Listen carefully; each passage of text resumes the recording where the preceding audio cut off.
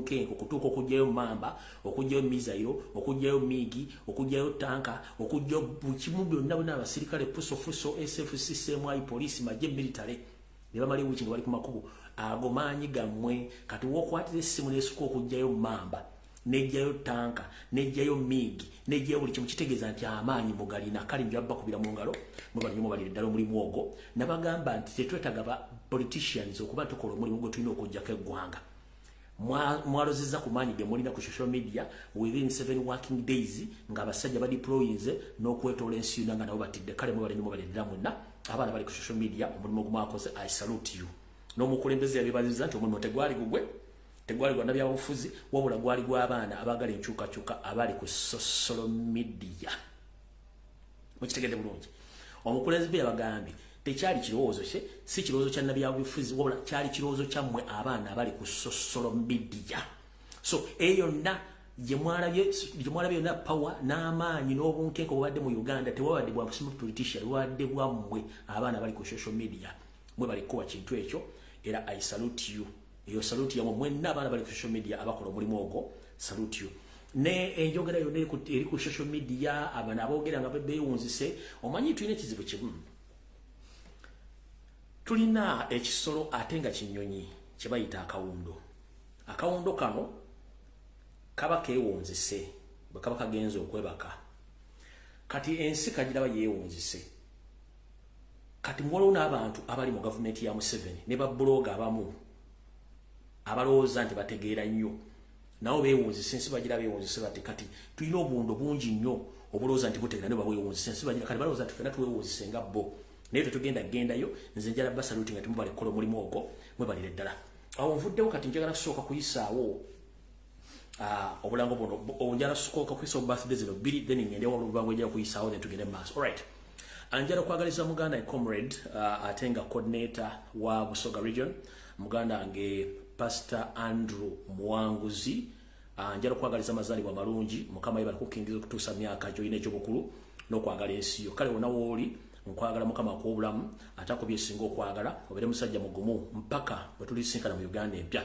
so Pastor Andrew Muwanguzi happy birthday to you my brother oyawedde then walo comrade munaffe naye olunaku lw'olubadde lw'amazaalibwa ga leero comrade bamuyita Olisha wa Lumbuye wonna wooli okwetoola ensi mw'oli happy birthday to you nawe na gy'oli mukama akwekye wasinga okuluna osinga bangi abatayalwa ensonga nti gwe wasala okubeera mu struggle okwerekereza ebintu byonna so mwanyinaffe era comrade munaffe Olisha wa Lumbuye happy birthday to you mwe bantu babiri mukaba badde ne birthday olwaliro pozi namwe bazaaliddwe olwaliro namwe mubale kuba nti muzaaliddwe olwaliro naye abo badde ne birthday ate nga bali mu struggle baganda baffe awo kati njagala genda ati nekalanga akala kano ka muganda affe era naye ali mu struggle muganda affe ono alina mutabani we bambi mulwadde wa mutima yeetaaga ogenda okulongosebwa mu ggwanga lya Buyindi kano ke kalango ngenda kabasomera then bwe naba nfudde ku live eno nja kuba nkapostinga omuntu yenna nabasobodde okubanga alina kyasobola omutera mu nsawo asobole okubanga amuteramu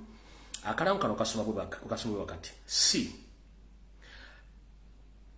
Ramin Matovu 18-year-old Lubega Matovu Rami urgently needs a heart surgery that can only be done abroad and has been referred to India. The total cost is UG shillings 60 million. Approximately Jemitwaro Gomtwaro Gumu 15,800. That is $15,800. We appeal to you for financial support. Help save Remy's life. Financial support can be sent to the following accounts. Aina account mu Equity Bank, account number 10,39,10,12,25. Kanjidemu. Aina account mu Equity Bank. Account number mu Equity Bank eriko 10,39,10,12,25 esembya yo 2 erimanya Galwega Ahmed. Mwenna abasobola okumuyambako ku mobile money ali ku numbers anjawulo ali ku MTN ne Airtel. asobola omutuuka ku Airtel eri 07 alisobola omutuuka ku MTN eri 0772 asobola omutuuka ku Airtel eri 0702995994 Zaula code. For more information details, please contact Hajat Lubega Ahmed or call ku numbers ezimu zennyini eza mobile money ezembatereddeko. Thank you for your support and generosity. Omwana yoyo mwana munaffe ali mu struggle bambi yetaaga obuyambi bagenda bamujjanjabe omutima mu ggwanga lya India yetaaga obukadde nkaaga bokka. Kale akalangaako bwe mba nkamaliriza tuba tugenda mu kalowoozo bwe tuva mu kalowoozo tugende mu Kigula Lujji bwe tuva mu Kigula Lujji kabikoke akabikka omulalo. Alright, mu kalowoozo ka leero kagenda kuba kanjawulo. Obulowoozo bwa leero mbooza lwaki? Manyi Abaganda tugamba nti musajja munno bw'akusinga ekigere mwattu togiyita njovu. Musajja munno bw'akusinga ekigere mwattu togiyita njovu. Naye ndabye abantu bangi nnyo ku social media n'okwetoola ensi yonna nga bakozesa amasimu gaabwe ag'obuyonjo. Abamu nga biboogera bitankana era nga byawukana ng'empale z'Abaseveni. Ebigambo bingi bitambula ku social media naye baga nti obutamanya tebukugisaako musango ate okusirika tewejjusa. Akalowoozo ka leero kayinza obbalumamu awamu naye nga mujja kukawuliriza. Buli muntu alina obuyinza mu Uganda okusinziira ku ssemateeka nga bw'asoma. Ekizibu tukitulina nti baatuma okutusomesa n'okutegeera obuyinza bwe tulina mu ssemateeka. Y'ensonga lwaki munnaye twesuleyo bwannagamba tetusobola kumanya obuyinza bwaffe. Bannayuganda ebitundu 95 ku buli 100 tebamanyi ssemateeka wa ggwanga era tebamanyi rights zaabwe ze balina okubeera mu Uganda. Kyovula nti buli omu alowooza mupangisa mu Uganda ng'ensi beesuleyo bwannagamba abasajja baagala gitwala. Olw'okuba nti buli muntu alowooza nti ensi mupangisa tagirinaako buyinza, y'ensonga lwaki nti balowooza nti buli muntu asobola okuba nti alengezebwa ate nga buli muntu asobola okuba nti amanyirwa naye eri abantu batakyamanyirwa mu kalowoozo ka leero. Bangi mbalaba olumu mulengeza ne muvuma naye ng'omusajja gw'ovuma ye musajja avuddeyo okulaga ekituufu. Ekituufu kiri nti Kyagulanyi yali bulungi nnyo n'okukisinga abantu bangi nnyo mu Uganda nga n'amaka ge yazimba bw'oganoonyereza ku ngalo ng'oggyeko bano babbye ensimbi z'omuwa omusolo batono nnyo abagalina. Naye yeerekereza buli kimu ng'atunuulidde abantu be yandiyagadde batuuke ku mutendera gw'alina n'agamba kanzije nnyingire ebyobufuzi kubanga ali yabiyimbako dda.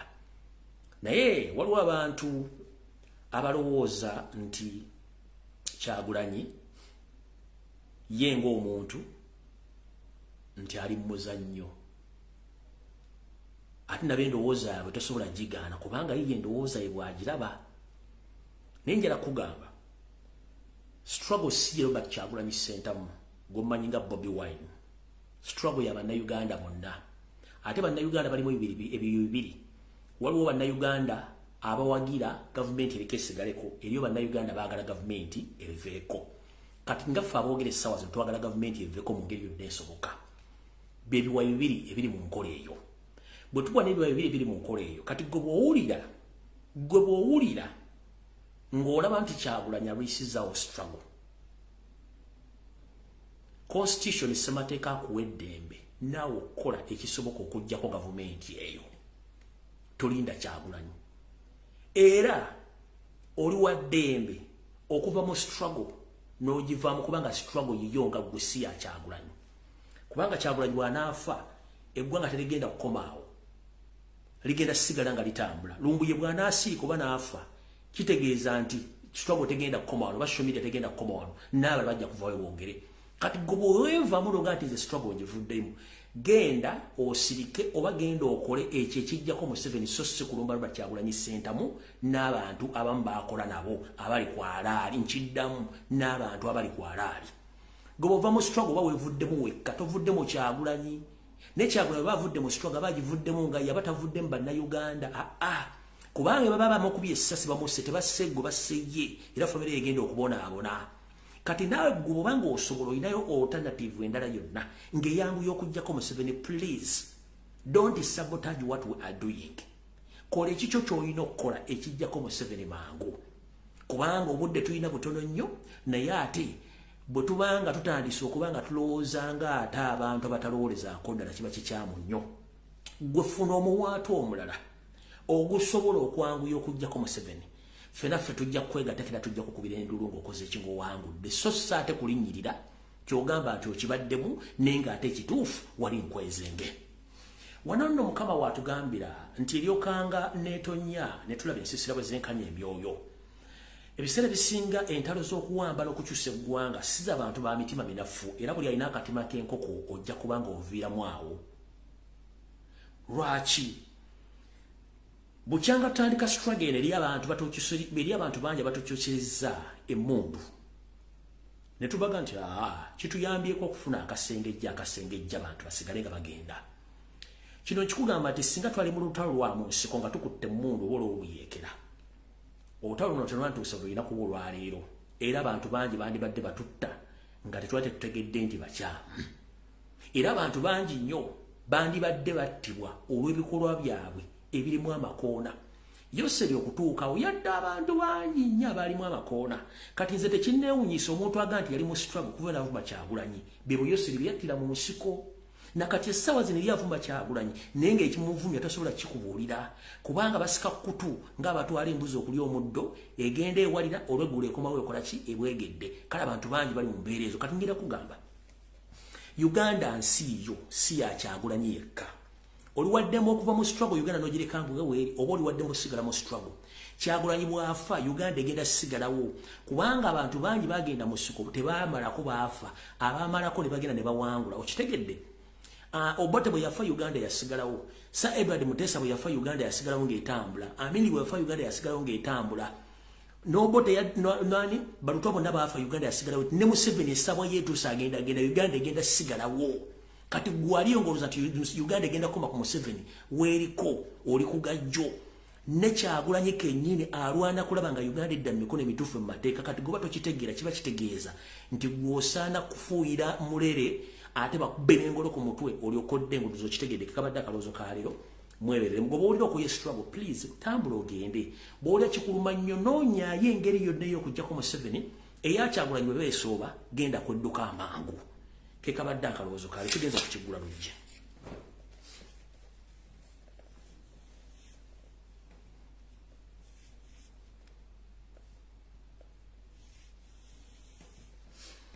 era mu kigula lujji kyaleero kigendagendera ddala eri mwenna abantu abali mu social media abawogera ebigambo bitakwatagana nammwe nkibaweereza ngera kino gyala kigende wa Yoseri tibahabula mu mutegere yaani era mu kigula lujji kyaleero ngenda kijja muka Nawolovu nti Nawolovu tafiira ku kkala oba ku bbala limu lwaki Nawolovu tafiira ku bbala limu Nawolovu oyinza omusanga ali ku ttaka atambula asejjera naye ng'ali ku kkala ya kitaka ngeri ettaka bwe lifaanana bw'afuna ekintu kyonna kyerippa kuba kyakwatako nga kirina kkala ya njawulo kweri y'ettaka gy'abaddeko era afuukira ddala ekintu ekyo kyenvudde ga nti Nawolovu tafiira ku kkala limu ne Museveni tafiira ku ki ku kkala y'emu mwenna ababadde nga mwolesezza amaaso emitimbagano egy'enjawulo mwalabe bulungi nnyo ebintu ebyabadde ku kisaawe eky'eggwanga eky'ennyonyi Entebbe butya ebyakoleddwa abasajja abeefudde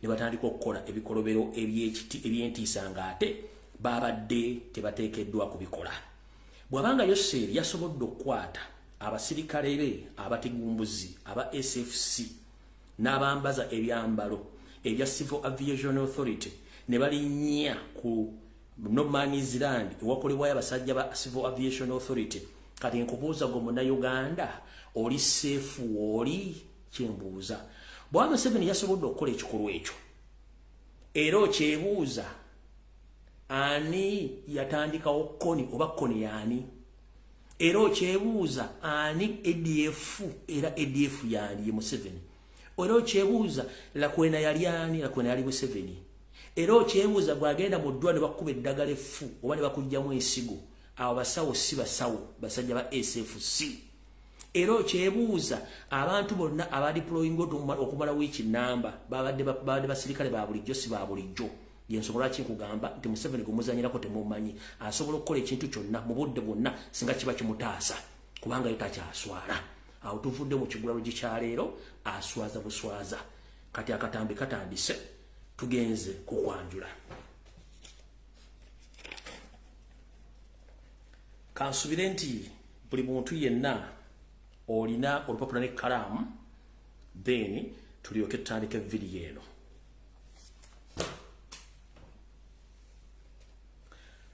mbera kuno ku social media esawa nzija 2 lwa 3 lwa 5 na Sunday muli mbulange mengo nimbabulira emboozi n'entula nabagamba video zino nzikola nga nkozesa omutwe gwange era binjogera bivunanyizibwako wabula sivunanyizibwa ku butabo bifuna nabo bitegeera era nabagamba buli muntu ayina entegeera ye eri ategeera nga njogera eri agenda otegeera oluvannyuma lw'essaawa eri agenda otegeera oluvannyuma lw'olunaku eri agenda otegeera oluvannyuma lw'omwezi w'omwaka eri atagenda ategeererako ddala kyenvudde mbaga nti buli muntu ng'olina 0.5 GB lwa mu video zange ezeesunye okuba tojja zitegeera naye kenyini tojja kuntegeera olw'ensonga nti eri abantu abeefudde nti kati bategeera nnyo ensonga ate be basiru abasinga okuba obusiru awo tutandika butandise waliwo olugero lw'entera okubagerera wano nti wandikola ekintu okulumya omuntu n'owunzika ng'oyambe muyambe ekkiriza oyinza okukola ekintu gwe nolowooza nti omuntu omukyunyizza oba omukozi kyamu n'owunzika ng'oyambe muyambe ekkiriza butya twajjana ku social media ne tugamba nti twetaaga akakadde k'abantu akagenda okunona omukulembeze waffe bulungi nnyo ku social media nga tekuli munda byabufuzi social media in-laws fe twatandika ekintu kino ekirungira omukulembeze bagambye nti ekintu kino teyali idea yange kyali kirowoozo ky'abaana abali ku social media kyembagaye mutegera amaanyi gammwe notandika ekintu kino era ye bwe yabadde apostinga agambye nkomonga ennaku z'omwezi mmeka 5 teyataddeko nti njagala 1 million match funa amagezi gendo leo ku post ya Kyagulanyi president omulonde tanateeka konti njagala 1 million match people to pick me at the airport no yagambye enkomonge naku z'omwezi 5 omwezi ogwe 10 omwaka 2023 echa 1 million match yabadde idea yaffe idea yalese akatubagiro akasamba tuko ne bajjayo buli kintu kyonna ekitabanga buli muntu n'ate kikyabadde wano enkulu ngozo ne bazijuza mamba amajje ne bateeka red block ne bajjayo migi ne bajjayo tanka ne bajjayo mizairo ekisawe ne kiwambibwa runway ne wambibwa buli kimu ne kiwambibwa for good 2 weeks mukyanga afuluma era gwe notamanya nti olina amaanyi kati olugero luno lutuukira luddawa nti wandikola ekintu okuyumya omuntu n'owunzika ng'oyambe muyambe ekkiriza bwe tugamba ekigambo to expose oba okulabisa abantu abasinga obungi tebakitegeera kati mwakitegeera na mwakirabye okusookera ddala njala sooka bategeeza mwena ba comrades mumpulirize bulungi nnyo wandikola ekintu okulumya omuntu n'owunzika ng'oyambe muyambe ekkiriza enswaswa tayanula ate munnange ekomekkereza ng'ate bagikozeemu engalabi lwaki mbagamba bwe ntyo bwe twagamba ntwagala 1 million match ogenda okupicking a president it's we the people on social media not politician or any TV on a radio station in Uganda. It was the in-laws on social media who started this trend. We try to force all politicians in Uganda, including NUP supporters, NUP leaders, MP and councillors, but some of them they fail to act according to our orders. Hope you are getting me right.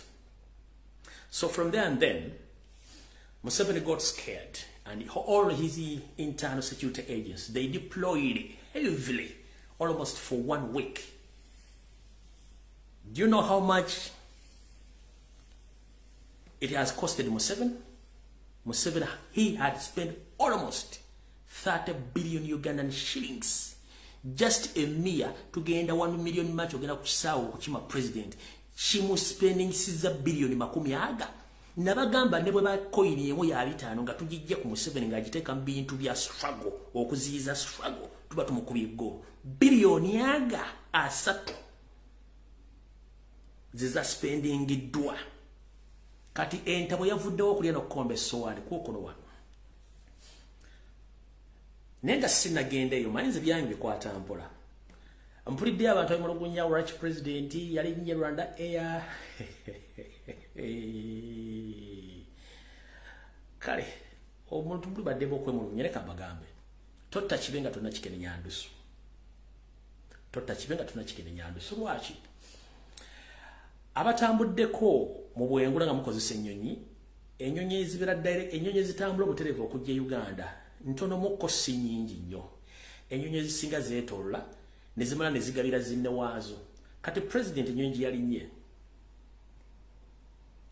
yabadde mutambuza gyamutadde South Africa ne mugaba ku Rwanda Air nga tejja mutuusa Uganda mufuna bulungi kampuni yenyu yamuleta South Africa etasobola mugaba mutuusa Uganda yamuleta South Africa ne mukwasa Rwanda Air nga ino muleta wa Uganda kati ekizibu kikino intelligence yabadde efunye nti Yoseri ne munne Pilato badde bayina enteekateeka esobola okuteeka ennyonyi wansi Kyagulanyi n'afiiramu olw'ensonga nti ennyonyi ezitali zakuntuwa ne z'amawanga agasinga obungi tejja ntebe ng'ejjudde bwe banga erimu abasabaze ng'ebikumi 4 beesitudde ebikumi 3 oli muzituka zirimu abantu 8 abantu 10 kati abantu 10 kyangu nnyo okuteeka ennyonyi wansi kati ne bw'obanga oli mu ekizibu okifunangamu omukisa president okulinnya ennyonyi y'abana basajja yabadde blessing in the disguise nga tebasobola kuba nnyonyi yaabwe giteeka wansi baade basobola kuba nnyonyi yaabwe giteeka wansi ate nga already International Criminal Court across the world politician bakimanyi mukulu Pilato akolagana ne Yoseri tebahabulwa kati bwokuba Rwanda Air nga Kyagulanyi mwali automatically Pilato ne monde bajja kubabeera muki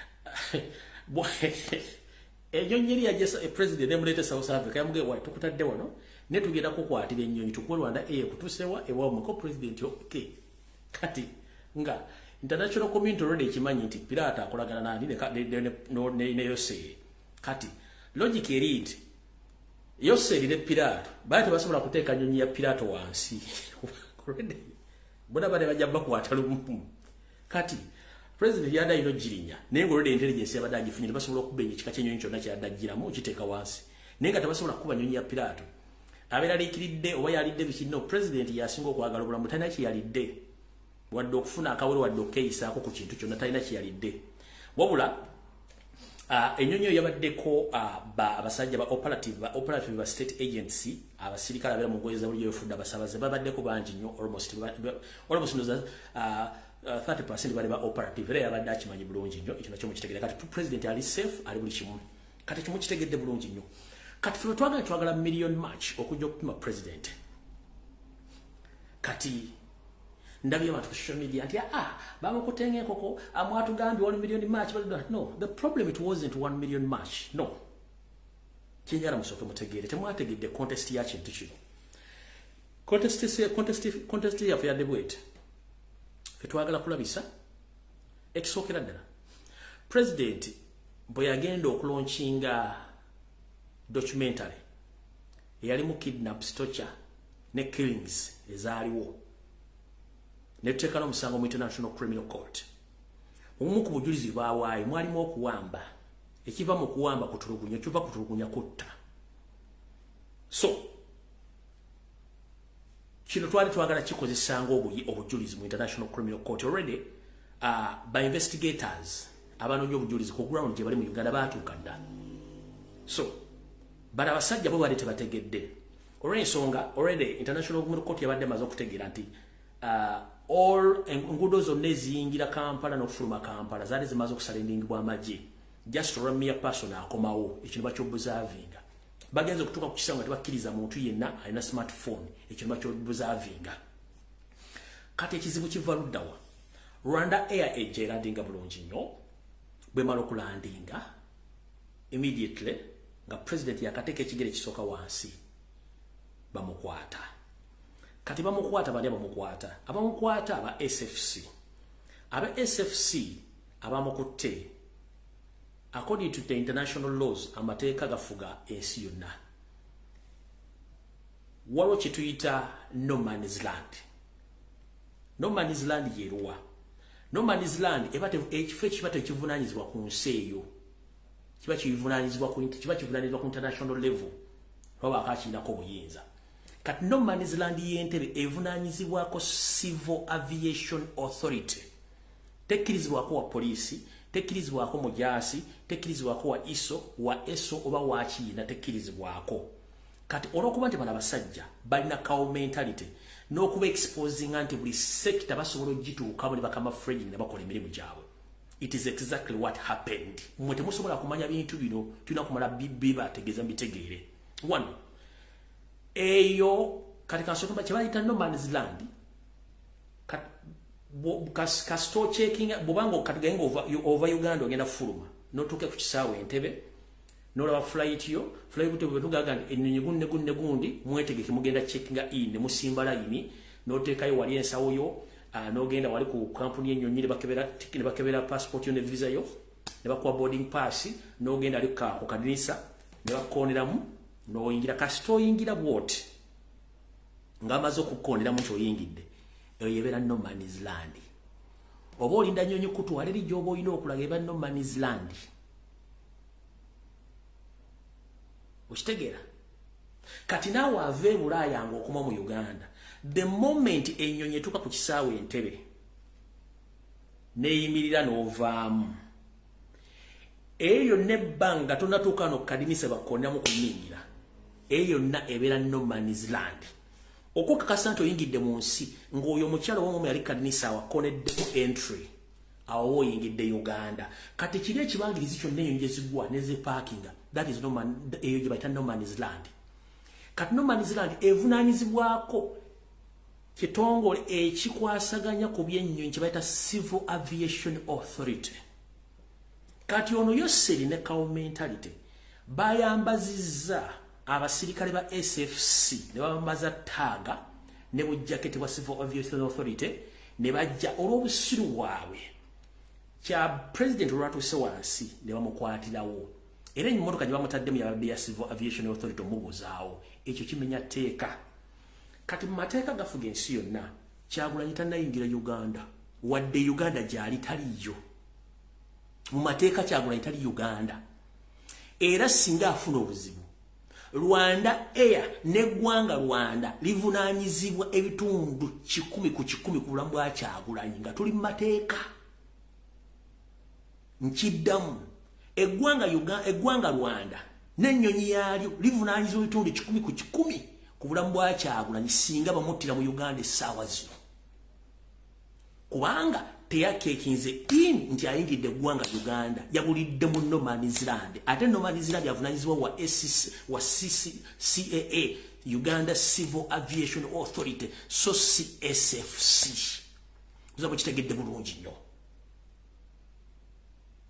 Kati kiki ekyaleese obuzibu kikino 1 million march badge protecting almost for 2 good weeks ne badeploying. Kati mfucho 1 million march twafunyemo billions of viewers across the world. Nga ne International Criminal Court yafunye da case file yayo jebadde yagala nti mu Uganda ba kidnapping omuntu. Whereby you can kidnap anyone anywhere anytime mu Uganda nga tonna chekingane in n'obulira ku kisaawe. Sagala kwetola ebifaananyi mbira bibulubulu musagala baddira bamalira budde mubitegedde bulungi nnyo olw'ensonga nti buli kimu kyagenze vairo mwakire bulungi nnyo sagala bamalira budde mwakirabye. Kati ekyo kyonna bwe mbanga mwakirabye kiba kitegeeza kati kye kino wano kuba basinga bwe mwakalabye sagala kabadde muje kasita nga bazanyiremu awo. Where are you taking him? Where are you taking him? Where are you taking him? Member of Parliament. Member of Parliament. Where are you taking him? This is happening on an international airport. They are coming to the plane. Emotoka iri ya Civil Aviation Authority mbamutadde egiraba. President and Honorable Kirumira Hassan, Kyagulanyi Ssentamu have been whisked away by Awo sigenda kulwawo. awo tewakkirizibwa musirikale yadde n'ogu. Abasirikale bonna abasirikale kati kiribwe kiti format eriko bwova ku nnyonyi oyina ogenda ku checking point kuba ku point of entry gye tuyita border ya Uganda bakoleramu stamp n'oyingira. Kati Kyagulanyi abamukutte bamukutte mu bumenyi bw'amateeka olw'ensonga tebavunaanyizibwa ku runway y'ekisawo ennyonyi weziparking civil aviation yevunaanyizibwawo. So tebamukoneddemu entry era tannayingirako mu ggwanga Uganda wadde mula nti gyali mu Uganda. Kati mutegeeze bano bonna babloga ba NRM bonna batamanyi mateeka nga tamu balina bula kitegeeza beetaaga okusomesa batemu bafumba beetaaga kusomesa. Kyagulanyi ali mu Uganda nenga aliyo mu bumenyi bw'amateeka kuba teyayingidde era singa afe essaawa zino Rwanda ng'eggwanga livunaanyizibwa. Kati ate ekirala kyemudatanategeera eggwanga Uganda officially kigenze ku record mubadde mu promotinga tourism yafudde. Already information efulumye amawanga gasinga obunyiga bannansi baago temugenda Uganda.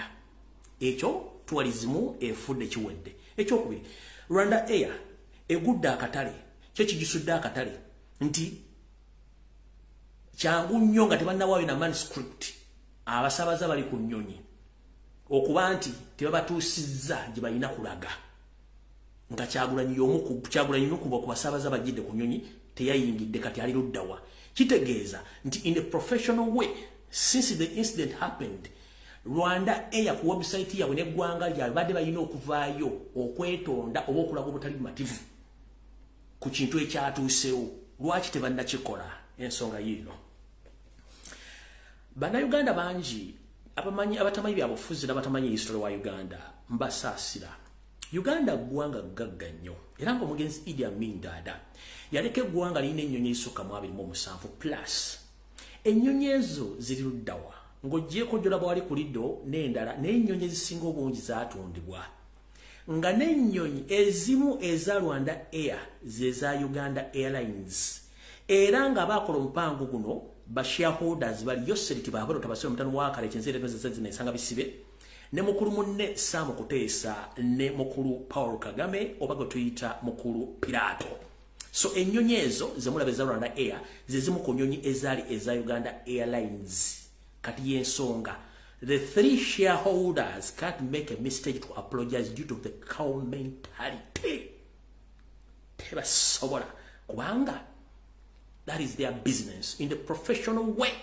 Bandi badde bakoze da disclaimer oba apology, but you never know somehow somewhere lately bayinza kikola ng'abawuli abaswadde naye kati right now Museveni, Sam Kuteesa, Paulo Kagame, they are the biggest shareholder of Rwanda Air. Ekyo mbadde temukimanyi. Ennyonyi zaffe eza Uganda Airlines zezikola Rwanda era nga ba biggest shareholder kuliko Sam Kuteesa, Yoseri tibahabulwa ne Kagame. Nga batwala bima by'emmwanira buli kimu yonna kati tebasobola abantu tebasobola immediately lwaguddewo enseri profession yabadde yina okuvayo nekola public apology or to explain what happened. Tebannakikola kubanga Sam Kuteesa, Museveni ne Kagame bali omuntu wagu ne kampuni zaabwe zonna bazisharinga era ne Uganda Air mukimanyi si yaffe si ya Uganda. Kyebatidde kimu kutira Kyagulanyi kuba nyonyi giteeka wansi ky'ekintu eki kati mwebuuza lwaki tebannakola public apology no kubanga abagiddeko ebitundu 3 ku buli kikumi babadde ba state operatives. Ndoza mutegedde bulungi nnyo. So omuzannyo gwonna badde bagumanyi bulungi nnyo badde bagumanyi awo tuvuddewo. Kati ekyo kikulaga ki? Kikulaga nti Wasiko walinze in the one way or the other. Wasiko walinze otya 2-1. Akatambi kano kaketonda ensi yonna kwa Lujjazira CNN bulungi nnyo kaako.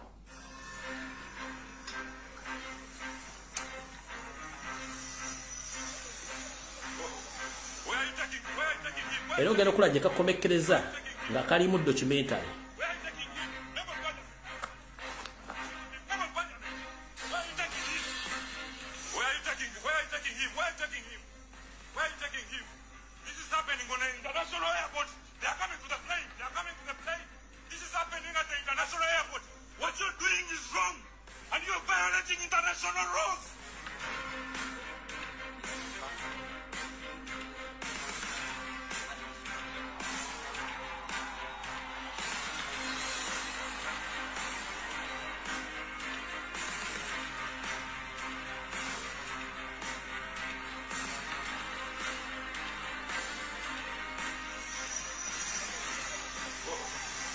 taking him? Where are you taking him?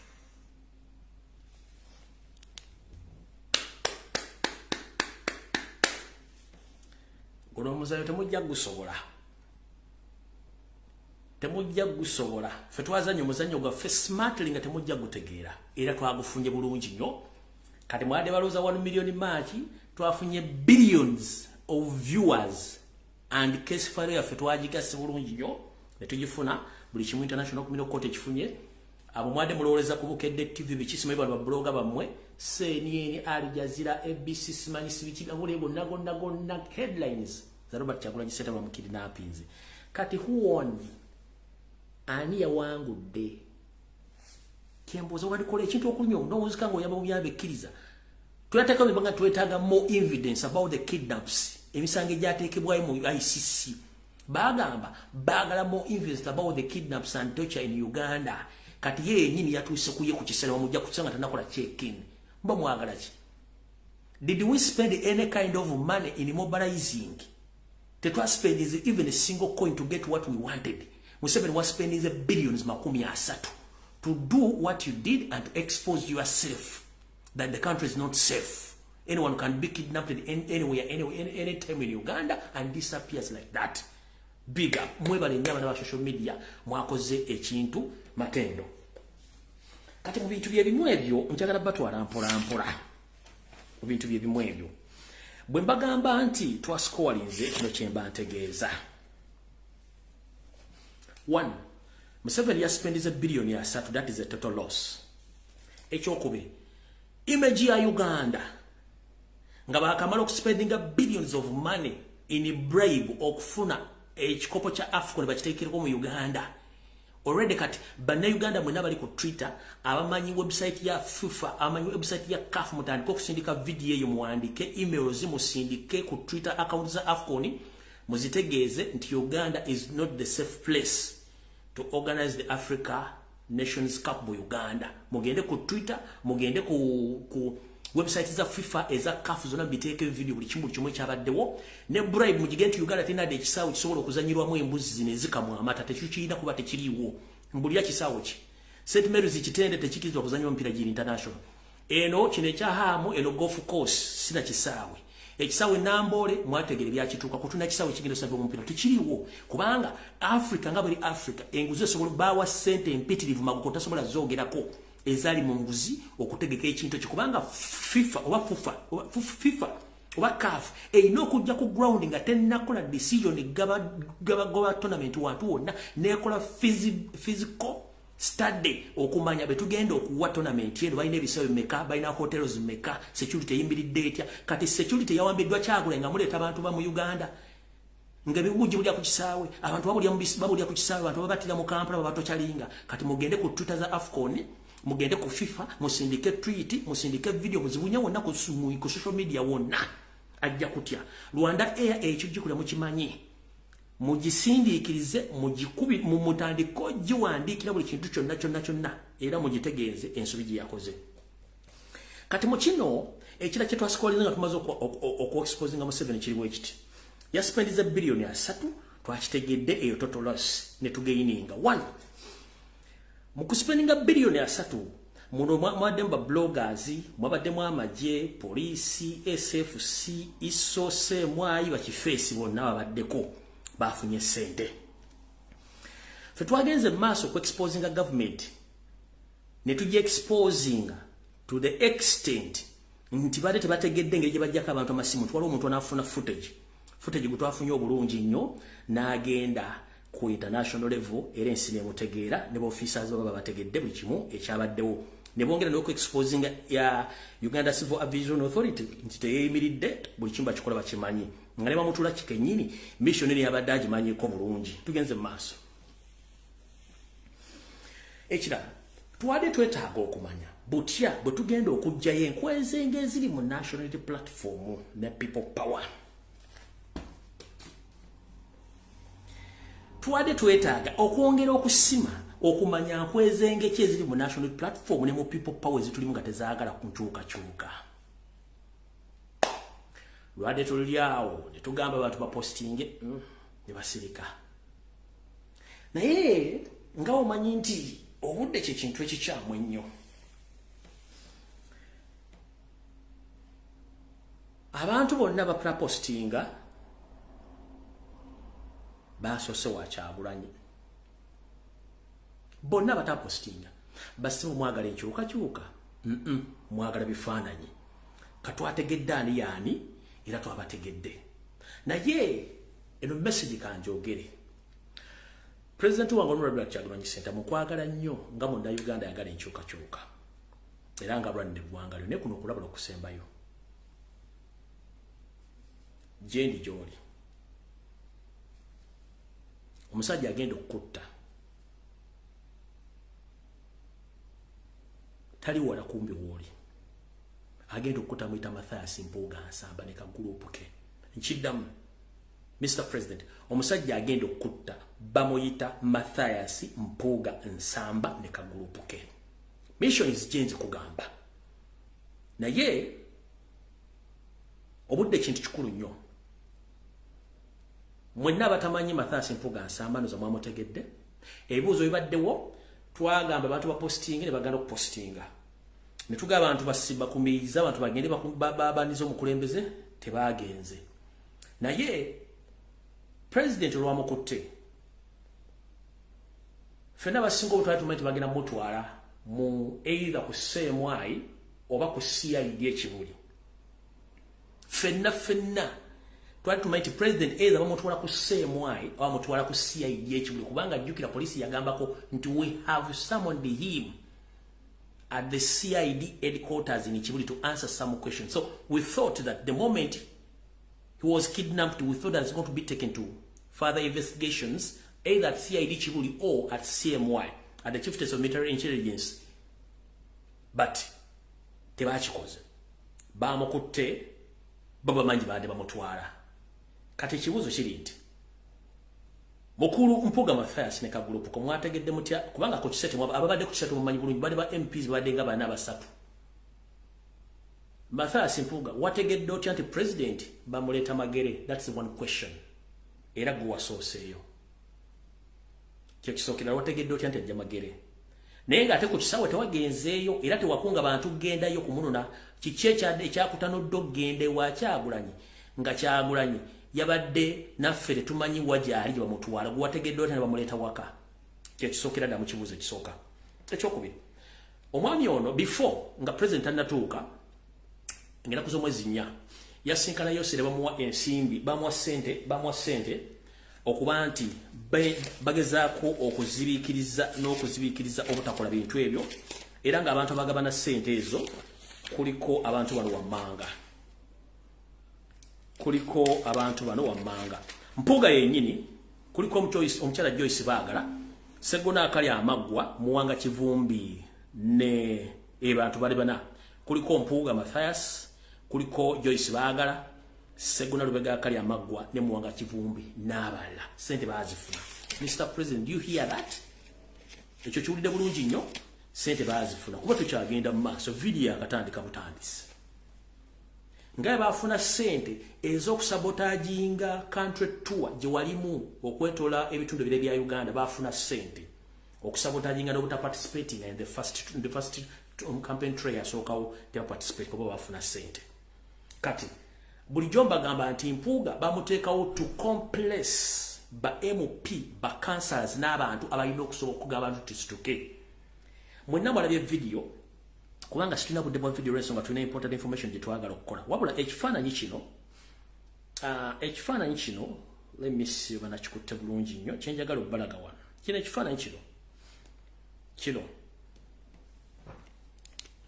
kino ekyo ekiraga Mpuuga ng'ateekawo ekibatu kye ayimiriza omukulembeze ogendo kima bodyguard we that his ogwo gwe mulimu gwe gwalina okukola to control era babeera meeting aga I will control. So Mr. President, let me inform you, if no one is going to tell you this, Mpuuga and his group, when they sit in their meeting after or when they meet Museveni and his family, they easily tell him that for last our work is to control but Kyagulanyi Ssentamu and the entire NUP.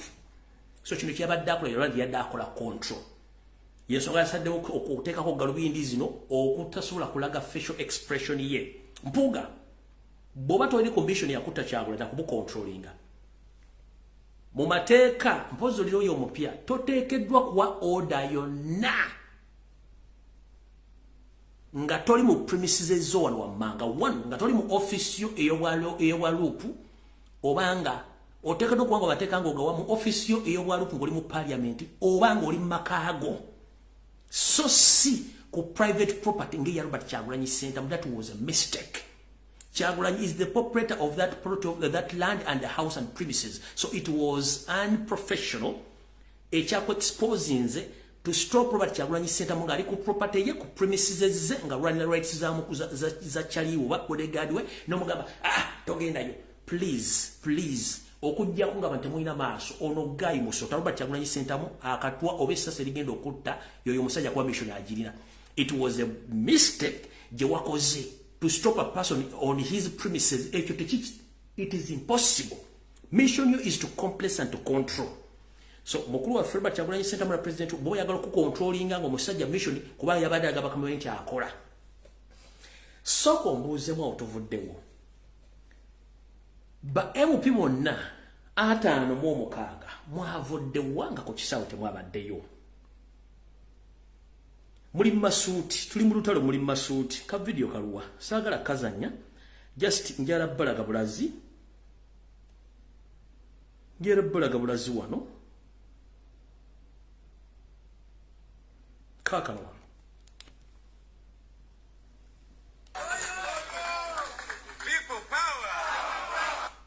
bonna nga bwe baliyo mu parliament bonna basobodde okujja nebabuuze abagamba people power ku kisemu adderuddawa era ani kumwe ya postinga kuliko abantu nga basatu ba postinga mwajjewa guts ne balls ezisobola okugamba nti mugenze maka ga Kyagulanyi mwambadde amasuuti nga leto adde mu lutalo mwete mulowooza nti Kyagulanyi abateegera lwakuba nti abasiriikiridde kale bambi mweyambudde ne musigala bute ne musigala buswa kati nno luutu gye tuddako kukola katugenda kusabula buli kintu twagala kumanya kati tetugenda kudda mu kubasaagisa yensonga lwaki mmwe twabategedde era tubamanyi bulungi nnyo mwagala kamera okulaga mukama mmwe nti mukontrolinga kino lwaki temwakitaddewo ne mutandika okugenda ne mutandika okulumba Rwanda Air ne mulumba Civil Aviation Authority ne muteekawo akavuyo ku kisaawe nti omuntu yajjidde ku kisaawe ku nnyonyi kuno ali luddawo kale let's say Kyagulanyi bamuwambye agenze ajjidde ku Rwanda Air. Rwanda Air eina office mu Kampala. Rwanda Air eina office ku kisaawe Entebbe. Mwenna 5 ba mu 6 lwaki temwasigadde ku kisaawe mwaki temwagenda ku kisaawe mbuuza omuntu waffe ali luddawa. Nobody mwavuze mugenda magere as if you knew the mission. Ate nga bwe nadde mu kimekuwa ku Lwokusana bagamba information bagamba nti bagenda mukwata bamuteeke mu mmotoka bamutwale magere bwe nakibagamba era bwe kyabadde. Naye bagamba ngeri okangenda otya ntulebe sesera bezenkanye emyoyo naye rena kuzombe ziri 6 omwezi ogw'okumi mwaka 2023 Robert Kyagulanyi Center muzzukulu wa Kairaga ajule emugulu musingo abantu abagenda okutta bali aba asoka mukuwadde mpoga masayasi okubiri obumanyi era ali kumpi naawe naye nze neewa obudde kanewe mpaka Desemba kanewe mpaka n'omwezi ogujja oba newe Desemba ekinene nnyo bw'oba tokyusizza mu management yo kyonna ekikutukako tewejjusa kyonna ekikutukako tokola ki abagala okutta bali aba omu omumanyi yakulabiddeko ddala langi n'omulala omumanyi bulungi nnyo omumanyi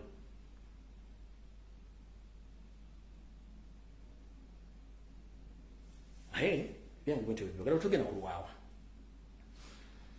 kati bulijjo tubagamba nti Uganda controllingibwa era etwaliddwa abasajja akabinja ka Museveni ak'Abanyarwanda nga muwakana deployment yonna yakoleddwa okwetooloola Kampala mukono wa Kiso ba top commanders bonna babadde Banyarwanda ate nga n'abamu bali tebamanyi Uganda tamanyi Luzungu amanyi Lunyarwanda naye muganyo kitegeera nebo ba indigenous abali maje bakimanyi nabali mu police temusobola kitemujja kitegeera mpola kati omukyala Babitungo yanyambyeko ekintu kimu to prove nti bulijjo mbagamba nti amaje gonna police ejjudde Banyarwanda yatuyambye ati okumanya ekintu kino kwe kuba nti omusajja yadde yefudde nampulira zibi nga yefudde tamanyi Luganda tamanyi Luzungu Babi yasomye erinnya nayogera naye mu Rwanda n'alyoka ategeera kiyabadde amugamba to prove you nti eggwanga abasajja bali tutte muli ku Kyagulanyi muvuma abasajja eggwanga bali tutte wulira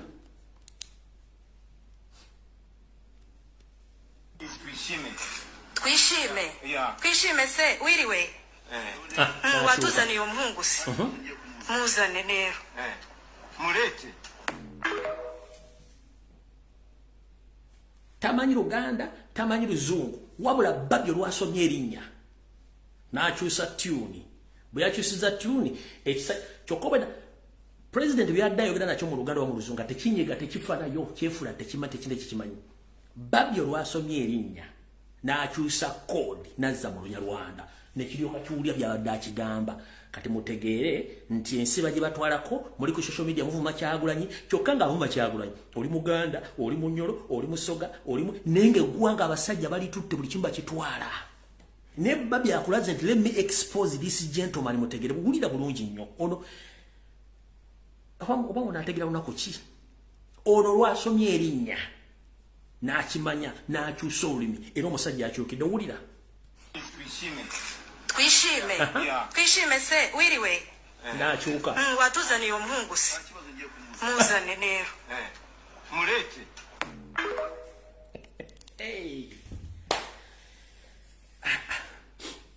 yensonga lwaki nze bwebakotte president saavuddeyo okukola video emisana natudde bulungi nenga buli kimu nakyogera ku Lwokusatu nze nkyogera what is going to happen nenga nzija netegereza incidents ezabadde wuuzifu ki ekitambula netegereza video zonna netegereza nendaga bulungi nnyo netandika okukola ndalisenga okay may God bless Uganda mugira mwebaka Babi yasomye erinnya n'akyusa tune omusajja n'alyoka akyuka naye yazze mu Lunyarwanda nenga Oluganda talumanyi tamanyi Luzungu amanyi Lunyarwanda kati ngoddawo ovuma Kyagulanyi omusiibako oli musajja Munyoro Musoga Mutoro nenge eggwanga abasajja bali tutte tumumanyi just me Babi kusoma linnya gwovuma ku makyano lw'eggulu yakyusizza tune okwe yabadde the highest level of exposing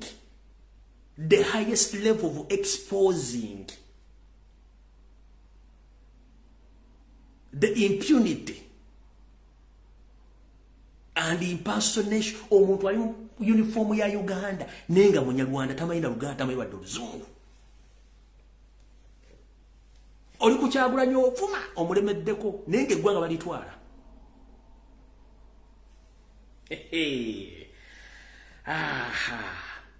kati ndowooza tetugenda information eyo buli mu yagirabye buli mu yategedde version ye mbabudde biki byabaddewo biki byone bisigadde mu jja byerabira naye kati ngera tukyuse tune yerwa ngenda kuva information y'omugenzi Dr. Abrishinji then Muganda Fono yawambiddwa mu namawulire apozi nakana akawono kaliwo yo mpira kwa kabazanyire mu dakika emu mukalaye bulungi nnyo nga akonteringa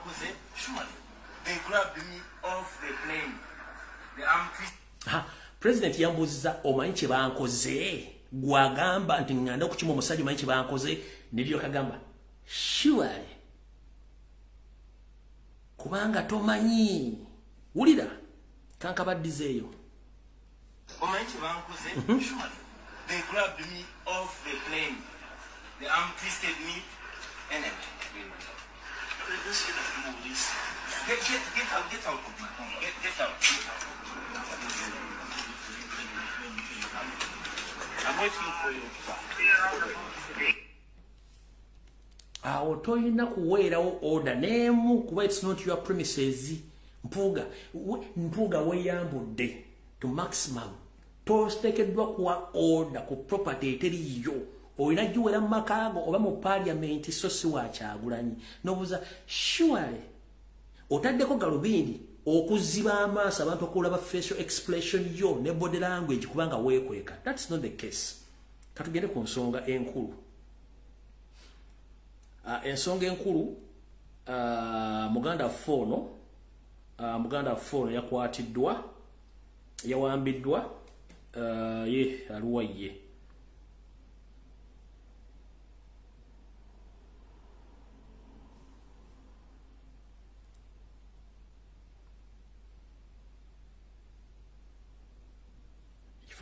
kifaanana kijemu naye nga muganda ffe sesanga bate yakwatiddwa abatamanya ngamba byokwenda balumbye makage ekyengera natolera okufa ekitanategerekeka olw'ensonga nti sesanga batono abadde amanyi bintu bingi nnyo ebiri mu byofuzi n'ebiri emmengo era ndowooza kabinja akamu akateberezebwa kubanga kantu kabinja kadde kamulondoola kuliko omwami lwamwita Kabagambe Bosco ono nga boda coordinator mu Kyengera ne Wakiso era nga yakolanga mu group ya Kitata eya 2010 boda omukulu ono yono kiteberezebwa okuba nti y'omu kabinja oba kabinja akakwata n'okuwamba abantu mu Kyengera ateekeddwa okuba nga y'omu ku bo Kabagambe John Bosco mwe n'ab'Ekyengera ne mu Wakiso mumanyi omwami oyo kigambibwa ateekeddwa okuba y'omu kabinja akabadde kaleekinga n'okuwamba abantu omwami oyo Kabagambe Bosco abamumanyi ab'e Wakiso n'Ekyengera musajja yeefula nti wa boda kumbe musajja mukozi wa iso kati Muganda Fono yawambiddwa mu makage na katanda manyibwako mayitire.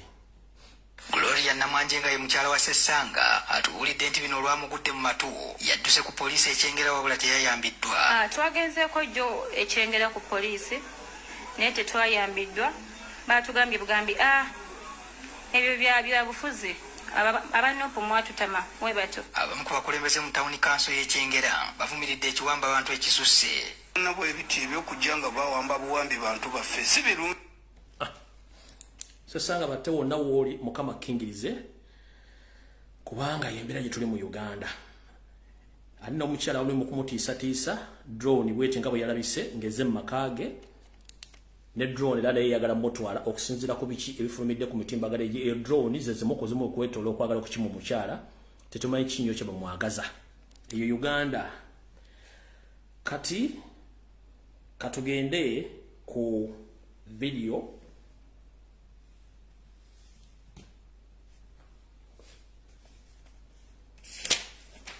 katugenze ku nsonga z'omugenzi Dr. Kiyingi kuba nabasuubiza nimugenda kuba masimu aina information ogenda kuwa information yo na buli kimu ekigenda okugenda maaso kubanga kitwagala olwaleero. Alright, tutandise information gye nina olwaleero negenda kubeera nkambwemu ku nsonga z'omugenzi Dr. Kiyingi. Ono ye mukyala avunaanyizibwa ku mivuyo gyonna yoyo ne muwala we yavunaanyizibwa ku nsonga zonna ne mulaba yoyo ne muwala we. Tutandise tutya kansuke ndi bavire ku ntono kuba twala kwese dakika ntono nnyo tamasimu. Okufa kwa Dr. Kiyingi konna kwekulubeseza ku mukyalo ono mama w'omuwala ono nga amanya gamatuufu bamuyita Namakumbi. Naye Namakumbi ono aliko ebibuuzo bingi nnyo okuba nti naye si mukyala Muganda lwadde naye abaddeko emmengo. Olugero lwatandika lutya omugenzi okutuuka mu kabiga kano? Dr. Kiyingi y'omu ku basajja bali balonde eggwanga okwetoola ensi yonna era nga ayagala enkyukakyuka. Mukyala we dababulidde bwe yafa omukyala Robina Kayaga engeri gye yafa buli kimu na biki ebyaliwo Katonda y'amanyi. Tugenze ku kino ekyaleero ekisookera ddala batya bafuna batya omusajja ono omukyala ono maama w'omwana ono gwembalaze mu kifaananyi kino olwatuuka waliyo emisomo mu ggwanga lya Australia nga omuntu omanyi nti waliyo semina nomuzigwako omukyalo n'afuna online link nagezaako connecting abaana era lyafunye abaana bawera oluvannyuma n'akyusaamu n'ajjamu abantu babiri n'ateekamu abaana ba famire mwali ne muwala we naye ebyembi Dr. Kingi yali ku coordinators ba seminary yali mu Australia ne bakola ku paperwork w'abantu abo bagenda ne bagenda mu musomo naye omwana ono ogenda okuvaawo ogenda e Australia mama w'omuwala ono yali amaze dda omukokinga biki ebyokukola singa aba atuuseeyo mu bimu ku bye bamugamba okukola ng'atuuse mu Australia mwe mwali okwetega omugenzi Dr. Agre Kingi butya ku kibinja kye bagenda nakyo omwana ono yagamba bali abaana abalala balina ono omuwala nti mugende era emotuka omwana ono mutolekeko mwe mugende n'amasimu gajjeko era kye bakola bulungi nnyo amasimu ne bagajjako omwana n'asigala mu semina muno ng'alinganga eyewandiisa ku nsonga endala oluvannyuma Dr. Kingi najja namubuuza ate ggwe ki namugamba waayi ndi stranded wano bannange sibalaba naye ate nga bandese ate sinesimu zaabwe teziriiko nga bwe yali concerned person n'abeera concerned namugamba nti bakankutwale mu hoteri ku hoteri w'olina okusula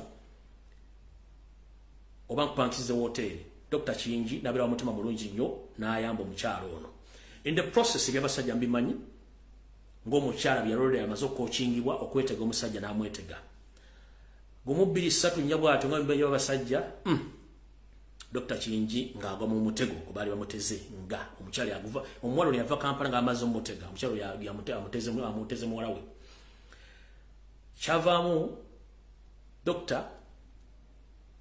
n'agwira ddala mu mukwano omwana ono omwana n'amugamba nti nze okubeera naawe kijja kuneetaagisa okudda okulaba abazadde bange omwana agenda okuva gy'avudde okudda e Uganda ng'alina ebyamugema of course Dr. alina okukola buli kimu ekisoboka omwana n'asooka n'addayo mu Australia ne bateesa badde bakole okwanjula okwali e Nairobi buli kimu kyaliyo naye nga abona bagamba nti taata w'omuwala ono ebintu bino yali yabigaana ng'eriiso ly'omukulu w'eddagala bwe likola era ebintu bino babikola forcefully ng'omwami takkiriziddwa ng'omwami takkiriza kubeerawo kwa mbaga olw'ensonga ndowooza alina ekyali kimulaze mu maaso nti waliwo obuzibu buyinza okubeerawo okwanjula kubeerawo na buli kimu nga bibeerawo then nga Dr. akola kintu kye nga badde e Bulaaya omwana ono n'akwasibwa mission ey'okuba nti atandika okukola emirimu gya maama we gye yamuwa omwana ono maama yamukokinga bulungi ki ekyokukola to the extent n'omukyalo ono okwawukanako ne bbaawe kwava ku mwana ono era omukyalo n'agoba bbaawe mu maka bbaawe n'asigala ng'ayaggayagga bw'atyo yakomekereza ali mu kazigo ekyengera n'okutuusa olwaliro gy'ali mu kupangisa gye yawasa omukyalo omulala ne baawukana naye nga omanyi nti bw'owasa omukyala ab'enganda bakola emikwano bategeera Dr. Kingi yategeera ku mikwano yategeera ku b'enganda b'omuwala ono ne bakoddome be era ng'ebiseera eby'eddembe batambulanko ne bagenda e Dubai n'abasinkana eri bamulambuza n'alambula ne batuuka n'okuba nga boogera ensonga empanvu ne muze baayogera mwe mwali okuba nti Dr. alina ekigendero ky'okwesimbawo mu kalulu kano akawedde era ne buposita n'abufulumya mu kubufulumya n'abuwa bano abakoddomi bwe n'omumulamu w'omuwala be bantu baalinga bana kati ne bakomawo e Kampala oluvannyuma ne batandika okubanga batambuza ekigambo kya Dr. Kingi ne batandika okubanga batambuza obubaka obwo lumu waliyo okufiirwa eyo ne babutambuza mu nnyimbe buli kimu naye kyewunyisa abakungubazi omwana ono mu kujja yajjente embeera tebagitegeera ng'akyuse nnyo era ng'alina n'amagye agamukuuma aga SFC kati abantu abavubuka bano abavubuka banyina bono omuwala ne muganda we omulala baddayo ku Dubai okusinkana Dr. Kingi wabawo eyawa information ajwa state nti Dr. Kingi alina abantu bakolaga nabo abamukubira campaign okuba nti agenda kwesiba okuba president ate nga bakimanyi nti Dr. Kingi bali bamunoonya dda ebiseera ebyawanduka Kayihura nga ye inspector general police Kayihura n'omutegeeza n'akola kyonna ekisoboka okuba nga alondola abantu bano n'abalondola mpaka mu ggwanga lya United Arab Emirates gye baali bonna era abasinga obungi bakwatibwa nga kuliko sister w'omuwala ono n'abantu abalala 5 banyina bono omuwala baliko 3 naye kwaliko banyina 3 abalenzi ne sister we n'omwami omulala eyali family friend babakwatira e Dubai ne mu kubafulumya Kayihura nga yagala bafulumya kyamu obuzibu okubafulumya kubanga bakola jjanjali ku kisaawe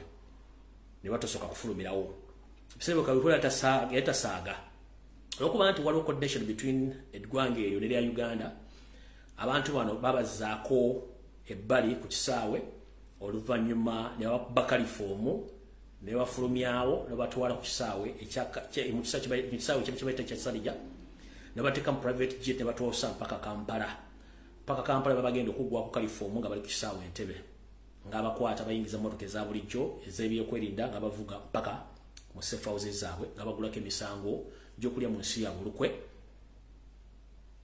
yoga nga batadde mu makomera ag'enjawulo. Bateeka mu makomera ag'enjawulo omukyalo ono ye ng'asigala ajje Kampala nejjukira baawe nga musajja anoonyezebwa Museveni ebbanga lyonna ng'abagulako emisango gy'okulya mu nsi ya bulukwe era nga balina basi bamayisa. Omukyalo ono mama w'omuwala ono ng'akola olukwesukwesi okusinkana state okwogera naye era yasinkana Museveni n'abebyokwenda omuli Kayikulu omuli n'abalala ne bakola deal bate abaana be ndowooza ne bamuwa omulimu ogw'okukola ndowooza omulimu ogwo mwali okuggyawo Dr.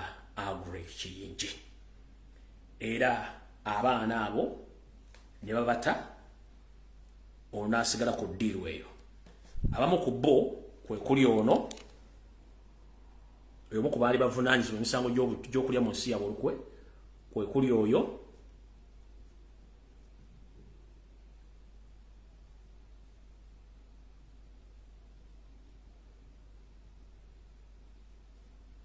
nindemu katono